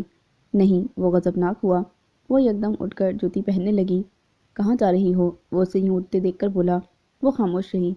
تم سے کہہ رہا ہوں میں، وہ چلایا، لیکن اس نے کوئی جواب نہیں دیا۔ وہ اٹھا، اس کا ہاتھ کھینچ کر اسے اپنے سامنے کھڑا کر کے شعلہ بار نگاہوں سے دل ملاتا بولا، کیا مطلب ہے اس طرح جانے کا؟ میں تم سے بات نہیں کرنا چاہتی، اگر ہوگی تو اسی صورت میں جب تم یہ سب کچھ چھوڑ دو گے، بس۔ وہ اس کے چٹانی لہجے پر کھول اٹھا۔ ٹھیک ہے، یہ شوق بھی تم پورا کر لو، 2 دن بھی میرے بنا رہ پائی نا تو میں جان جاؤں گا تمہیں۔ اسے بیڈ کی جانب دھکیلتے ہوئے وہ شدید غصے کے عالم میں نکلتا چلا گیا۔ بیڈ کے کنارے سے گھٹنا لگ کر زخمی ہو گیا تھا، درد کی ٹیس سی اٹھی، اس کی درد کی بجائے وہ اپنا مان ٹوٹ جانے پر زاروں کے تار رو رہی تھی۔ وہ جب سے یہاں سے آیا تھا غصہ اور جھنجھلاہٹ عروج پر تھی، ہر بات پر غصہ کرنے لگتا تھا۔ کچھ دنوں بعد قدرے ریلیکس ہو گیا تھا، اسے اس بات کا یقین تھا کہ کچھ دنوں میں ہی وہ اسے فون کر کے گھر آنے کی التجائیں کرنے لگے گی۔ تقریباً 10 دن ہو گئے تھے ان کی ناراضگی کو، پھر دن پر دن گزرنے لگے، اس نے ایک بار بھی فون نہیں کیا تھا۔ اس کے لہجے میں ایک بار پھر چڑچڑاپن آ گیا، وہ اسے کسی صورت فون نہیں کرنا چاہتا تھا۔ کیا ہے آج کل تم بڑے ٹینس دکھائی دے رہے ہو؟ شوکت اس کے پاس بیٹھا کہہ رہا تھا۔ کچھ نہیں، بس ویسے ہی، اس نے ٹالا۔ کتنے دن رہ پائے گی وہ میرے بنا؟ وہ طرفر سے سوچتا خیالوں میں ہی اس سے مخاطب تھا۔ آج کل اس کی خوش مزاجی اور بگڑے تیوروں سے ہر ملازم ڈرا ہوا تھا۔ ایک شوکت ہی تھا جس سے وہ نارمل بات کر لیتا تھا، ورنہ ہر کسی پر برستا رہتا تھا۔ شوکت اس کے مزاج میں پیدا شدہ تبدیلی نوٹ کر رہا تھا۔ کیا بات ہے زیادہ ہی چپ چپ ہو؟ ایک دن وہ کہے بنا نہ رہ پایا، پھر وہ ساری بات اسے بتاتا کیا؟ وہ مجھے سب چھوڑنے کو کہہ رہی ہے، تم اسے محبت سے سمجھاؤ، اس سے بات الجھ جاتی ہے۔ شوکت اسے سمجھاتے ہوئے اور بھی بہت کچھ کہنے لگا۔ تم اسے مناؤ، اتنی بڑی بات نہیں ہے جسے تم مسئلہ بنا رہے ہو، بلا وجہ سب کی شامت آئی ہوئی ہے۔ شوکت کی بات پر وہ ہلکا سا مسکرا دیا تھا۔ پھر اس رات اس نے اسے فون کیا، لیکن صفا نے بات کرنے سے انکار کر دیا۔ اس نے اسے اس کے حال پر چھوڑ دیا تھا، یہ کہہ کر کہ ابھی اس کا دماغ ٹھکانے نہیں۔ 1-2 دن بعد پھر اس نے فون کیا، لیکن اس نے فون بند کر دیا۔ وہ اس قدر ڈٹائی سے اپنے موقف پر ڈٹی ہوئی تھی کہ اپنے فیصلے سے 1 انچ بھی ہٹنے کو تیار نہ تھی۔ رات سگریٹ سلگا کر وہ کمرے میں ٹہل رہا تھا، اندر گھٹن سی تھی اس لیے پردے کھینچ کر اس نے کھڑکیاں کھول دی۔ ٹھنڈی ہوا کے نرم نرم جھونکے اندر آئے تھے، وہ وہیں کھڑا سگریٹ کا دھواں اڑا رہا تھا۔ یہ کیوں پیتے ہو؟ تمہیں پتہ ہے کہ مجھے سگریٹ بالکل پسند نہیں، پھر بھی تم میرے سامنے پیتے ہو۔ اس دن اسے سگریٹ پیتے دیکھ کر اس نے ناراض ہوتے ہوئے کہا، تم باہر چلی جاؤ کچھ دیر کے لیے، جب میں پی لوں تو پھر آنا۔ وہ سگریٹ کا کش لیتا ہوا بولا تھا کہ ایک دم سے وہ خیالوں سے چونک اٹھا، اندر گھٹن بڑھتی جا رہی تھی، گہری سوچوں میں غرق وہ بہت الجھا ہوا لگ رہا تھا۔ پھر کچھ سوچ کر اس نے فون اٹھا کر اس کا نمبر ملایا۔ فون اس نے ریسیو کیا۔ میں بات کر رہا ہوں، فون بند مت کرنا۔ لیکن اس کی پوری بات سنے بغیر وہ فون بند کر چکی تھی۔ وہ پاگل ہونے لگا تھا، اس پر اس لمحے جنون سا سوار ہو گیا۔ وہ بڑی صورت سے کمرے سے نکلا، لاؤنج میں اسے شوکت ملا، لیکن اس سے بنا بات کیے وہ برق رفتاری سے باہر گاڑی تک آ گیا۔ کہاں جا رہے ہو؟ شوکت اس کے انداز پر گھبرایا تشویشناک انداز میں پوچھتا اس کے پیچھے پیچھے بھاگتا آیا تھا۔ اس نے اس کی بات کا جواب نہیں دیا تھا اور نہایت تیز انداز میں گاڑی سٹارٹ کر کے گھر سے نکلتا چلا گیا۔ معاملے کی نزاکت کا اندازہ لگاتے ہی شوکت دوسری گاڑی میں بیٹھ کر ریحان کو کچھ ہدایات دینے لگا۔ وہ بڑے انہماک سے ٹی وی دیکھ رہی تھی۔ جب وہ اندر آیا وہ اسے دیکھ کر اٹھی نہیں، بیٹھی ہی رہی۔ پھر اس نے اس کی آنکھوں میں غصے کے آثار دیکھ لیے تھے۔ اس کے ہاتھ سے ریموٹ چھین کر اسے ہاتھ سے پکڑ کر کھڑا کر کے اس نے ایک زوردار تھپڑ اس کے گال پر رسید کیا۔ تھپڑ اس قدر زور کا تھا کہ اس کے منہ سے خون نکل آیا۔ وہ 1 مہینہ 10 دن کا جمع شدہ سارا غبار اس پر نکالنے لگا۔ وہ خاموشی سے سنتی رہی کہ اس دوران شوکت بھاگتا ہوا آیا۔ اندر آ کر جو حالت اس نے دیکھی وہ تو چکرا کر رہ گیا۔ شوکت آگے بڑھ کر اسے کھینچ کر ہٹانے لگا۔ تم بیچ میں مت آؤ، وہ شوکت پر بھی چلایا۔ انسان بن، اس نے اس کے ہاتھ پکڑتے ہوئے قدرے چلا کر کہا۔ تم ہٹو، میں اسے بتاتا ہوں کہ ضد کس طرح کی جاتی ہے اور پھر اس کا کیا نتیجہ نکلتا ہے۔ وہ بار بار شوکت کے ہاتھ چٹک رہا تھا۔ ہٹو ورنہ اب میں تمہارے منہ پر ایک تھپڑ ماروں گا، شوکت نے اب کی بار اسے بڑے زوروں سے دھکیلتے ہوئے کہا۔ اب اگر تم نے ہاتھ اٹھایا نا تو میں تم پر بھی ہاتھ اٹھاؤں گا۔ وہ رو رہی تھی۔ شوکت نے اسے صوفے پر بٹھایا۔ پانی لاؤ، شوکت تیز آواز میں ذوبیدان سے بولا۔ لیکن وہ ٹس سے مس نہ ہوا۔ وہ ابھی اسے شعلہ بار نگاہوں سے تکے جا رہا تھا۔ شوکت خود اٹھا۔ اب اگر تم نے ایک لفظ بھی کہا تو اچھا نہیں ہوگا، وہ تیز آواز میں اس پر چلاتا ہوا بولا۔ مت دیکھو اس کی طرف، اسے دھمکاتا وہ کچن میں جا کر اس کے لیے پانی لے آیا۔ ذوبیدان ہنوز وہیں کھڑا تھا۔ اسے پانی پلا کر اس نے ایک سرد سی نگاہ ذوبیدان پر ڈالی، پھر صفا سے پوچھا، ایسی کیا بات ہوئی جو یوں مرنے مارنے پر تل گیا ہے یہ؟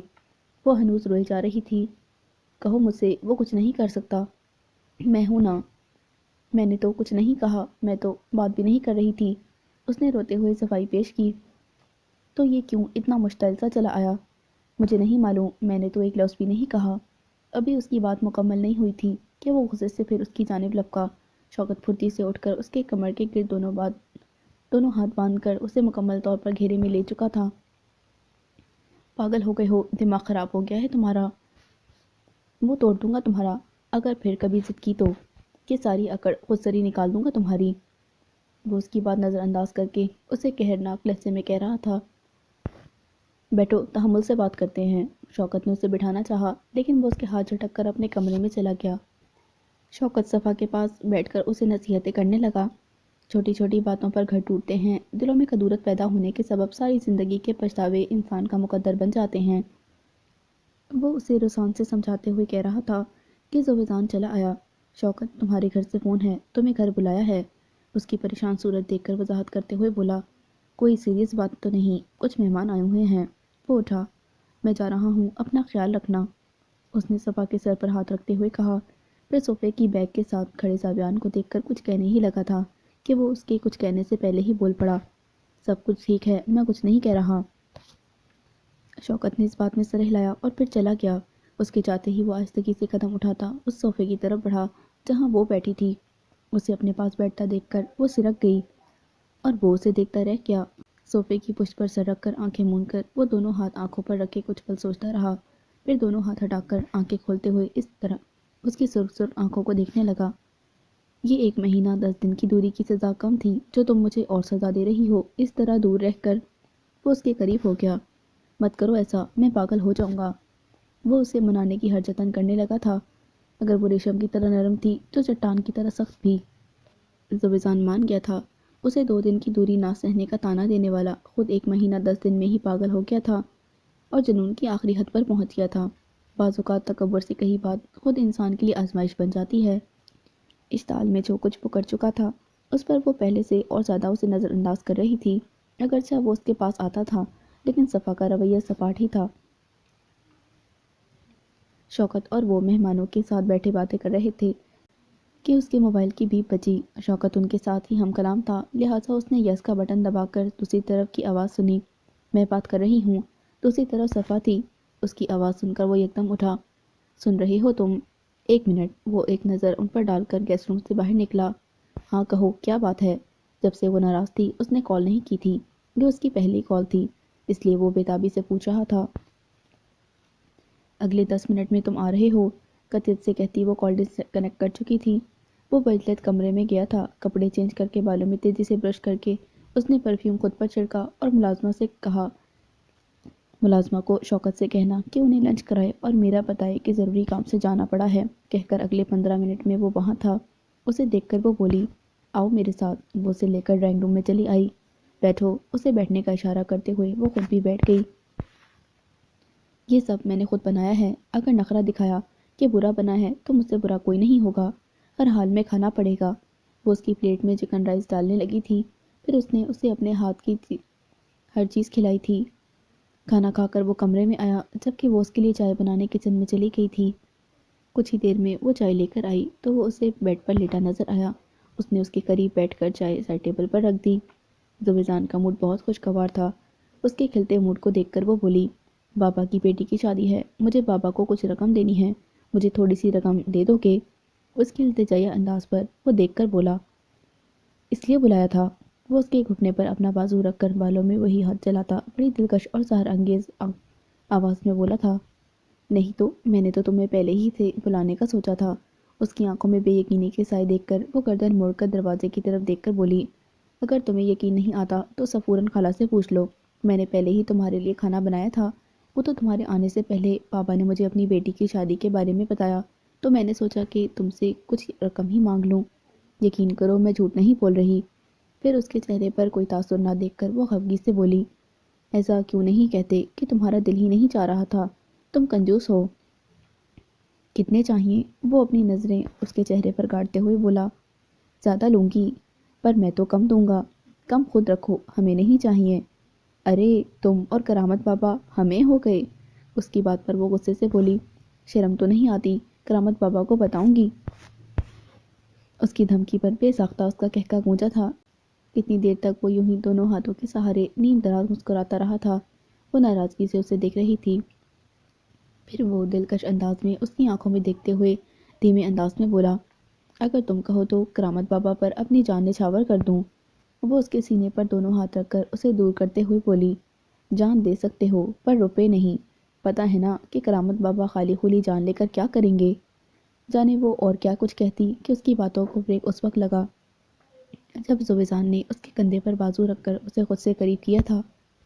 راضی نامہ ہو گیا۔ وہ دونوں لان میں بیٹھے تھے جب شوکت نے اس سے پوچھا تھا، کس کا؟ وہ متعجب ہو کر پوچھ بیٹھا تھا، تمہارا اور صفا کا۔ وہ ہنس رہا تھا۔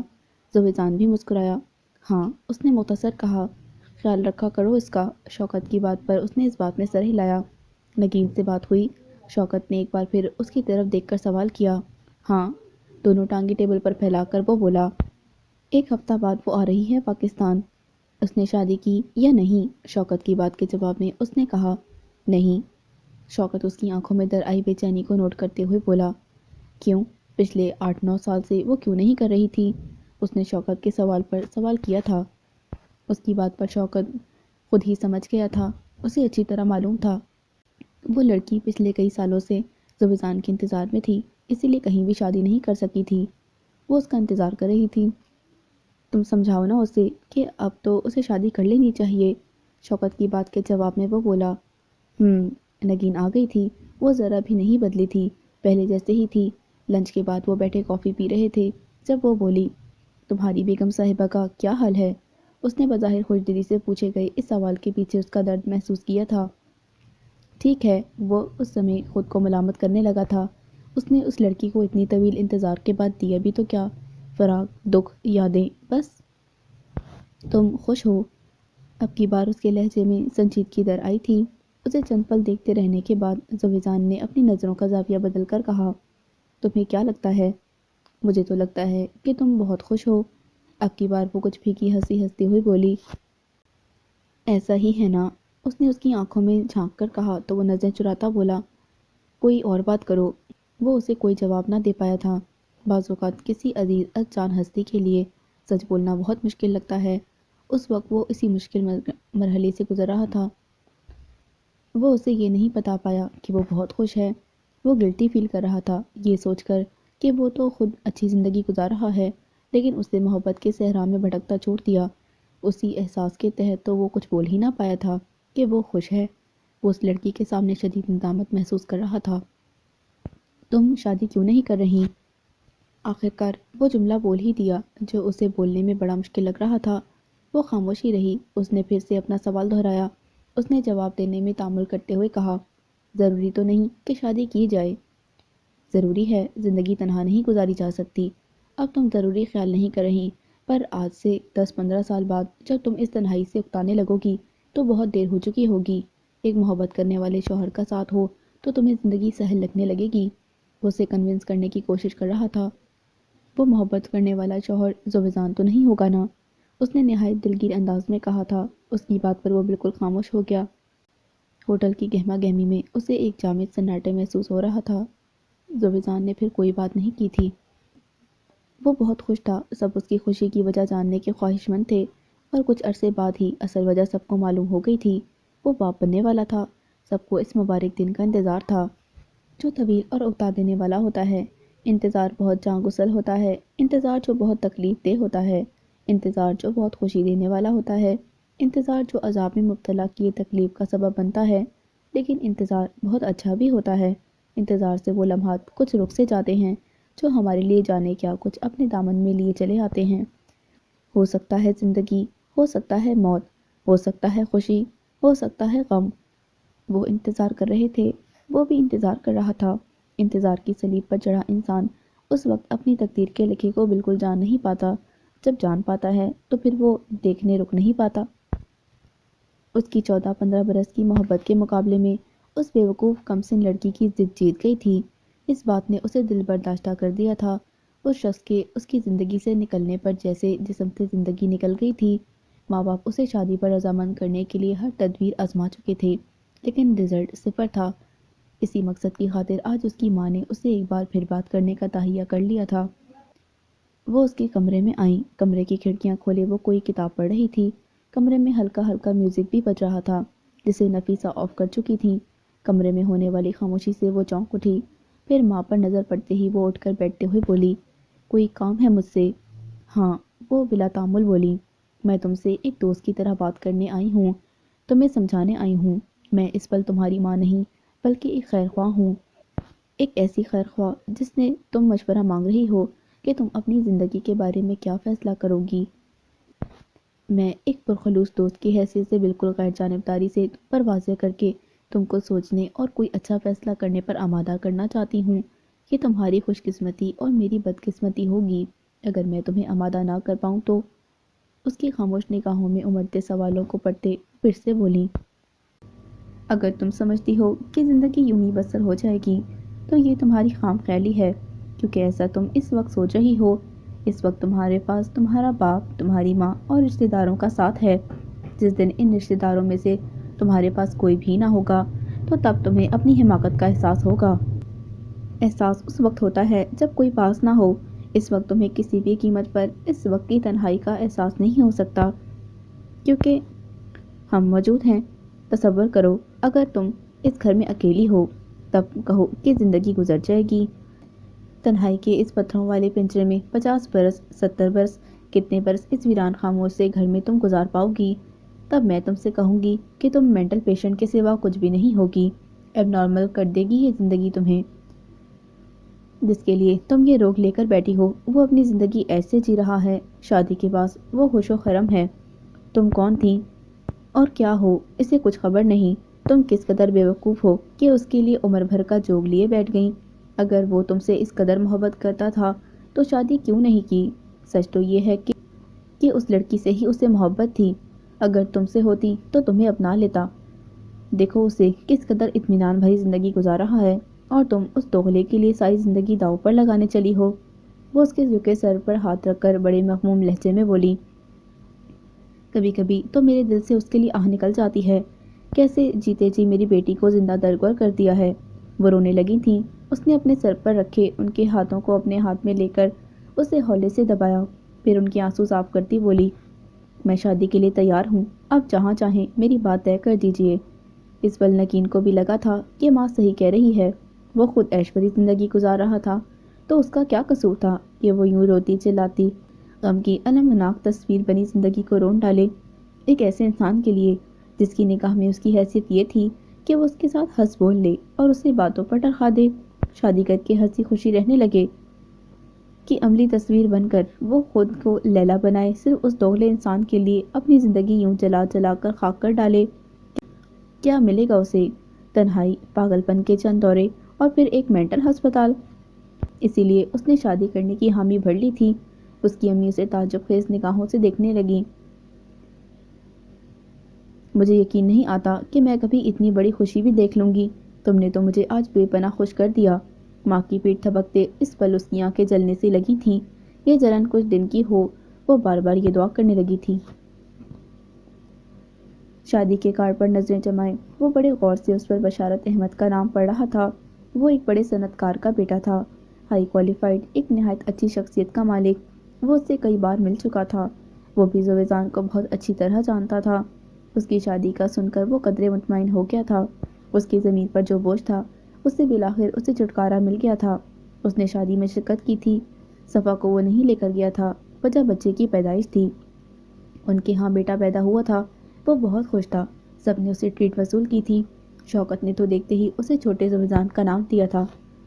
اس کا نام انہوں نے زیان رکھا تھا، یہ نام شوکت نے ہی رکھا تھا، اور یہ دعوت اسے صفا کی جانب سے ملی تھی۔ زویزان کے پسندیدہ نام کو بڑے دھڑلے سے رد کر کے اس نے شوکت کے پسند کردہ نام کو ترجیح دی تھی۔ وجہ اس نے یہ بتائی تھی کہ چونکہ شوکت بھائی اس کی ہر بات مانتے ہیں، اس لیے اس نے بھی ان کی تجویز کردہ نام کو ترجیح دی، اور وہ اسے صاف صاف کہہ گئی تھی کہ چونکہ یہ صرف اس کا یعنی صفا کا بیٹا ہے، اس لیے کسی کو بھی اس نام پر اعتراض کا حق نہیں ہے۔ وہ اس کی اس عجیب و غریب لاجک پر چپ رہا تھا۔ رات کو وہ بیڈ پر دراز ٹی وی دیکھ رہا تھا، جبکہ وہ بچے کو سلانے میں مصروف تھی۔ بچے کو سلانے کے بعد وہ اس کے قریب ہو کر بولی، کل صبح مجھے بچے کے لیے کپڑے خریدنے ہیں، کچھ روپے چاہئیں۔ اس نے فوراً اس کا جملہ اچکتے ہوئے کہا، اپنے شوکت بھائی سے کہو۔ کیا مطلب؟ وہ گھورنے لگی۔ شوکت تمہاری بات مانتا ہے، میں نہیں۔ بچہ تمہارا ہے، میرا نہیں، تو پھر میں کیوں دوں روپے؟ جب شوکت بات مانتا ہے تو اس سے کہو وہ رقم دے گا، پھر میرا بیٹا تھوڑی ہے، تمہارا ہے، تم اپنے پیسوں سے خریدو۔ ایک نام کیا نہیں رکھا تمہاری پسند کا، تم تو انتقام پر ہی اتر آئے ہو۔ میں شوکت بھائی سے کہوں گی، تم اسے جیلس ہو، توبہ کتنے دوغلے ہو، ان کے سامنے کتنے میٹھے بنتے رہتے ہو، جیسے تمہیں ان کے علاوہ دنیا میں کوئی بھی عزیز نہیں، اور پیٹھ پیچھے کتنے چلتے بھنتے رہتے ہو، تمہارے جیسا دوغلا میں نے کہیں نہیں دیکھا۔ وہ اسے اور بھی کچھ سنا رہی تھی اور فون کی بیل بجی۔ زویزان نے ریسیو کیا۔ ہاں شوکت بولو، وہ اس کے ہاتھ سے ریسیور چھین کر بولی۔ شوکت بھائی یہ آپ کے خلاف بول رہے تھے، ابھی میرے ساتھ بہت لڑائی کی ہے۔ وہ اسے ساری بات بتانے لگی تھی، جبکہ وہ چپ چاپ مسکراتے ہوئے اس کی باتیں سن رہا تھا۔ اس نے ایک بار ریسیور لینے کی ایک مصنوعی کوشش بھی کی تھی، جس پر وہ یکدم پیچھے ہٹ گئی تھی۔ بات کر کے اس نے فون زویزان کو پکڑا دیا۔ وہ شوکت سے بات کرنے لگا۔ اس دوران وہ مسلسل مسکراتا رہا تھا۔ اس نے اپنے دفاع میں ایک لفظ تک نہیں کہا تھا۔ کچھ دیر کی گفتگو کے بعد وہ فون بند کر چکا تھا۔ رات کو وہ نیند سے بیدار ہوئی۔ ٹیبل لیمپ کی ہلکی روشنی پورے کمرے میں پھیلی ہوئی تھی۔ اس نے کوئی بھیانک خواب دیکھ لیا تھا۔ خواب میں تو اس نے کیا دیکھا یہ اسے اس وقت یاد نہیں آ رہا تھا۔ اسے شدید خوف محسوس ہوا تھا، پھر خوف کے باعث رونے لگی۔ روتے روتے اس کی نظر گہری نیند میں ڈوبے زویزان پر پڑی۔ کسی نادیدہ حس کی بیداری کے باعث اس کی آنکھ کھل گئی تھی۔ کروٹ لے کر اس نے جو ہی اسے بیٹھے اور روتے دیکھا تو یکدم اٹھ کر بیٹھتے ہوئے تشویشناک انداز میں بولا، کیا ہوا؟ وہ مزید رونے لگی۔ صفا تم سے کہہ رہا ہوں، کیا ہوا؟ صفا پلیز بتاؤ مجھے۔ وہ اس کے چہرے پر رکھے دونوں ہاتھ اپنے ہاتھ میں لے کر اس کے چہرے کو جھانکنے لگا تھا۔ نیند میں ڈر گئی ہو؟ صفا پلیز بتاؤ نا، نیند میں ڈر گئی ہو؟ اس کے اس بات میں سر ہلانے پر وہ قدرے ریلیکس ہو کر بولا، میں تو ڈر گیا تھا کہ جانے کیا بات ہے۔ پھر کہنے لگا، میں تمہارے لیے پانی لینے جا رہا ہوں۔ سائڈ ٹیبل پر رکھا خالی جگ اٹھا کر اس نے اٹھتے ہوئے کہا، لیکن اس نے فوراً ہی اس کی شرٹ کھینچ کر اسے واپس بٹھا دیا۔ تم بیٹھو یہاں، مجھے ڈر لگ رہا ہے۔ اس کی آواز دھیمی اور خوف سے بھرپور تھی۔ ڈر لگ رہا ہے؟ وہ اس کے بالوں میں ہاتھ پھیرتے ہوئے اس کے چہرے پر نظر جمائے پوچھ رہا تھا۔ ہاں۔ کیوں؟ پتہ نہیں، آواز دبی دبی تھی۔ میں ہوں نا، پھر کیوں ڈر رہی ہو؟ وہ اسے خود سے لگاتے ہوئے بولا۔ پھر وہ کافی دیر تک اس کے پاس بیٹھا اس سے ادھر ادھر کی باتیں کرتا رہا، یہاں تک کہ وہ اس کے شانے پر سر رکھ کے سو گئی تھی۔ اسے بیڈ پر لٹانے کے بعد وہ خود بھی سو گیا۔ سنو، میں ایک بات کہوں، تم برا تو نہیں مانو گے؟ کہو۔ وہ ٹی وی پر نیوز دیکھ رہا تھا۔ اس کی بات پر اس نے ٹی وی کا والیوم کم کر دیا تھا۔ ہاتھ صوفے کی پشت پر اور ٹانگیں ٹیبل پر پھیلائے وہ اپنے قریب اسے بیٹھتے دیکھ کر مکمل طور پر اس کی طرف متوجہ تھا۔ ہم کہیں باہر نہ چلے جائیں، کسی دوسرے ملک، یہاں رکھا ہی کیا ہے، اور پھر زیان کی باہر اسکولنگ بھی اچھی ہو جائے گی، اور پھر ہم جس ماحول میں رہ رہے۔ اس نے دیکھا تھا وہ گہری سنجیدگی چہرے پر لیے اسے جامد تو ساکت نگاہوں سے دیکھ رہا تھا۔ چائے لاؤ، کچھ دیر بعد اس نے سخت اور برہم انداز میں کہا تھا۔ میری بات کا جواب نہیں دیا تم نے؟ وہ بھی ڈھیٹ پن کی ساری حدیں کراس کرنے لگی تھی۔ اس قدر فضول بات کا جواب نہیں ہے میرے پاس، میرا دماغ چاٹنے کی کوشش مت کرو۔ تم ان سب پر یہ ثابت کروانا چاہتی ہو کہ میں بزدل ہوں، ڈر کر مجھ سے بھاگ گیا ہوں۔ اب तुम फजूल सवालात बंद कर दो, वो बड़ी दुरुस्ती से कह रहा था।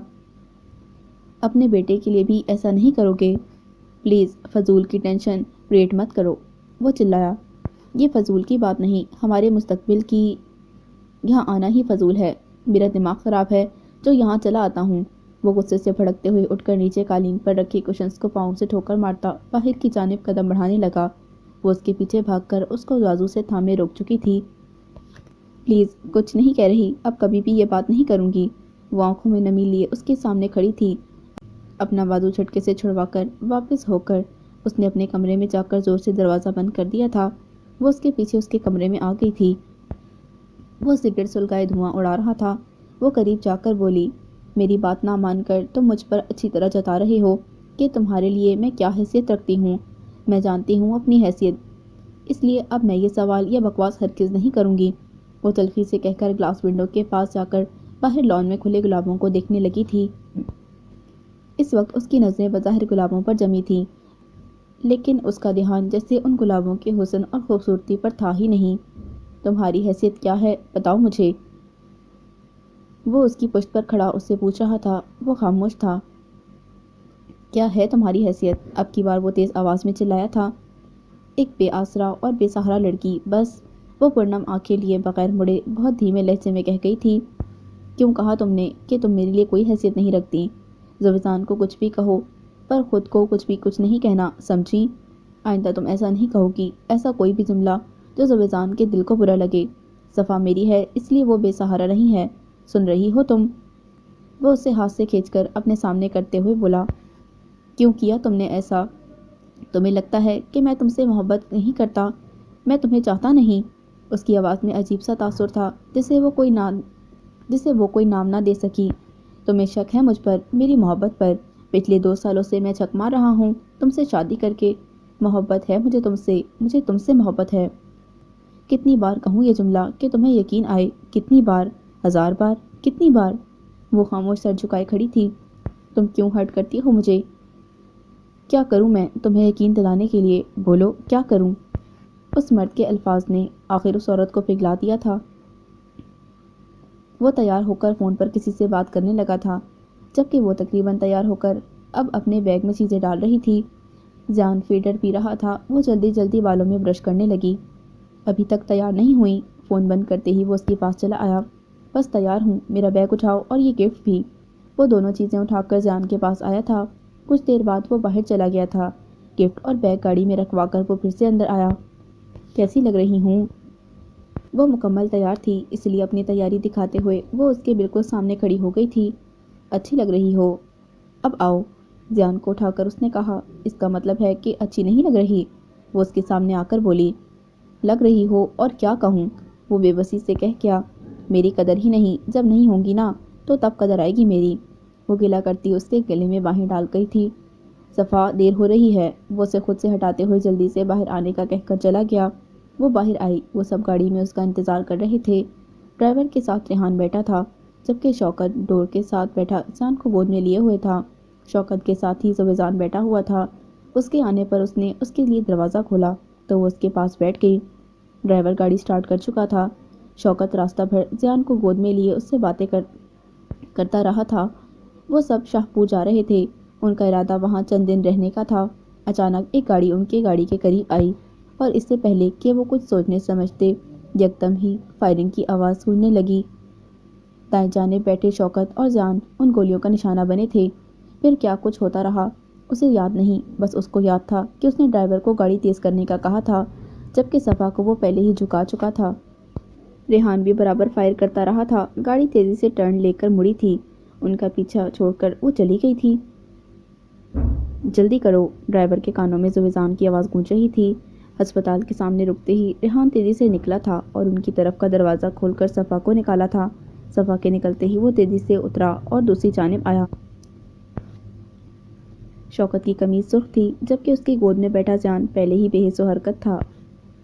उसकी निगाहें हद निगाह तक फैले बर्फ़ के सफ़ेद चादर पर थीं, लेकिन उसके दिमाग की स्क्रीन पर गुजरे वाक़यात की तस्वीरें बड़ी बरक़े रफ्तारी से चल रही थीं।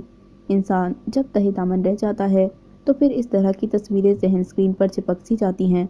तब इंसान की ज़िंदगी लफ्ज़ काश से शुरू होकर लफ्ज़ काश पर ही ख़त्म हो जाती है। वो भी अब उसी लफ्ज़ के सहारे जी रहा था जो फैसला उसने बाद में किया। काश पहले करता, काश ऐसा ना करता तो ऐसा ना होता। काश काश उसका जहन इन्हीं सोचों की आमाज का बना उसी को मोरद इल्ज़ाम ठहरा रहा था। अब उसकी निगाहें क्रिस्टोफर पर जमी थीं, जो बेलचा उठाए अपने घर के सामने से बर्फ हटा रहा था ताकि आने जाने में ज़्यादा दिक्कत ना हो। उसकी सोच कुछ पल के लिए मुंतशिर सी हो गई थी। चाय किसी की आवाज़ पर उसने बेसाख्ता मुड़कर देखा। उसे देखकर उसके चेहरे पर एक दोस्ताना सी मुस्कुराहट उभरी थी। फिर उसका हाथ कप की तरफ बढ़ा था। थैंक यू, इस वक्त इसी की ज़रूरत महसूस हो रही थी। मुझे पता था, इसीलिए लाई हूँ, उसने भी संजीदगी से जवाब देते हुए कहा। कहाँ जा रही हो? उसके पलटकर जाने पर वो बेसाख्ता पुकार बैठा था। काम है कोई? उसने भी सवाल करते हुए पूछा। नहीं, कुछ काम है, मुझे फिर आती हूँ। उसके नहीं कहने पर वो कहकर चली गई थी। वो एक बार फिर मुड़कर बाहर देखने लगा। एक बार फिर जहन उन्हीं सोचों के किरदाब में फंस कर रह गया था। उसकी शोखी शगुफ्तगी छीन कर उस मर्द ने उसे दिया भी तो क्या, संजीदगी, बर्बादी, खामोशी। क्या पाया उसने अपनी ज़िंदगी में? सब कुछ खो दिया। माँ, बाप, भाई, फिर इज़्ज़त, जो एक कत्ल जैसे गुनाह कबीरा की बदौलत वो खो बैठा था। अगरचे कसास इस्लाम में जायज़ है, पर इस्लाम तो माफ़ी और दरगुजर का भी दर्स देता है। अब वो सही और गलत को सोच रहा था। उसने भाई जैसा दोस्त शौकत खो दिया, अपना खून, अपने जिगर का टुकड़ा खो दिया। अब क्या बचा था? पछतावा, अलाउ। एक बार फिर उसके सीने में जलन होने लगी थी। इससे पहले कि ये जलन कुछ और बढ़ती, वो चली आई। अभी तक चाय नहीं पी? उसने उसके भरे कप को देखकर कहा। नहीं, उसने गहरी सोचों से निकलकर जवाब दिया। तुम हर वक्त जो सोचते रहते हो, क्या लगता है इससे सब कुछ ठीक हो सकता है? वो अब बिल्कुल आम अंदाज में कहते हुए बेड पर नींद दराज होकर कंबल अपनी टांगों पर डाल चुकी थी। वो उसकी बात पर कुछ सोचता उसके करीब आकर बैठ गया। नहीं, नहीं हो सकता, इसीलिए तो जो हुआ उसे भूल जाओ। हम कनाडा एक नई ज़िंदगी की शुरुआत के लिए आए हैं। पिछले 2 सालों से जो तुम पछतावों में घिरे हुए हो, इससे छुटकारा पाने की एक ही सूरत है कि जो कुछ हुआ उसे तकदीर का लिखा समझकर आगे बढ़ जाओ। सब कुछ ठीक हो जाएगा। ज़िंदगी को एक नई शुरुआत दो। मैं भी सब कुछ भूलने की कोशिश कर रही हूँ, क्योंकि इसके सिवा हमारे पास कोई दूसरा चारा नहीं। मैं तुम्हें उदास नहीं देखना चाहती। वो रोने लगी थी। हर गुजरते दिन के साथ मैं ये सोचती हूँ कि आज, शायद आज, तुम सब कुछ भूलकर मुझे और खुद को एक पल खुशी का दो। लेकिन ऐसा नहीं होता। हर गुजरता दिन तुम्हें ज़िंदगी से और दूर करता जा रहा है। जो कुछ हुआ इसी में अल्लाह की मसलहत होगी। मैं तुमसे खफा नहीं हूँ। अगर तुमने उस वक्त मेरी बात नहीं मानी तो अब तो मान चुके हो ना, अब तो छोड़ चुके हो सब। क्या अब हम कभी खुश नहीं रह सकते? क्या अब हम कभी खुश नहीं रहेंगे? बस ज़िंदगी हमारे लिए इतनी ही थी। जो कुछ हुआ मैं उसे भयानक ख्वाब समझकर भूलना चाहती हूँ, पर तुम्हारा रवैया मुझे सब कुछ पूरी जज्बातियत से याद दिलाते हैं। मैं तुम्हारे साथ खुश रहना चाहती हूँ। मैं वो शिद्दत से रोने लगी थी, जबकि पास बैठा सुबेजान उसे गले लगाते हुए उसे नई जिंदगी की शुरुआत की उम्मीद और अपनी भरपूर मोहब्बत का यकीन दिलाने लगा। कमाल उस मर्द की शख्सियत में था या उसकी बातों में? वो औरत हमेशा उसकी दस्तरस में रहती थी। इस वक्त भी वो मर्द अपनी वालिहाना मोहब्बत का इजहार कर रहा था, जिससे वो औरत आखिर पिघल गई थी। पछतावे ज़िंदगी के साथ चलते रहते हैं, और उस मर्द की ज़ात का एक हिस्सा अगर पछतावा था तो दूसरा हिस्सा सफ़ा थी। वो उसे किसी भी कीमत पर खोना नहीं चाहता था, इसलिए वो अब ज़िंदगी का इस्तकबाल करने लगा था। दी and. So this was the end of शिकस्त फातिहाना। उम्मीद करती हूँ ये नावल आपको बहुत पसंद आया होगा। अगर आपको ये नावल पसंद आया है तो प्लीज़ मेरे चैनल को सब्सक्राइब करें, इस वीडियो को लाइक करें, ज़्यादा से ज़्यादा शेयर करें। मिलते हैं एक न्यू नावल के साथ। अल्लाह हाफिज़।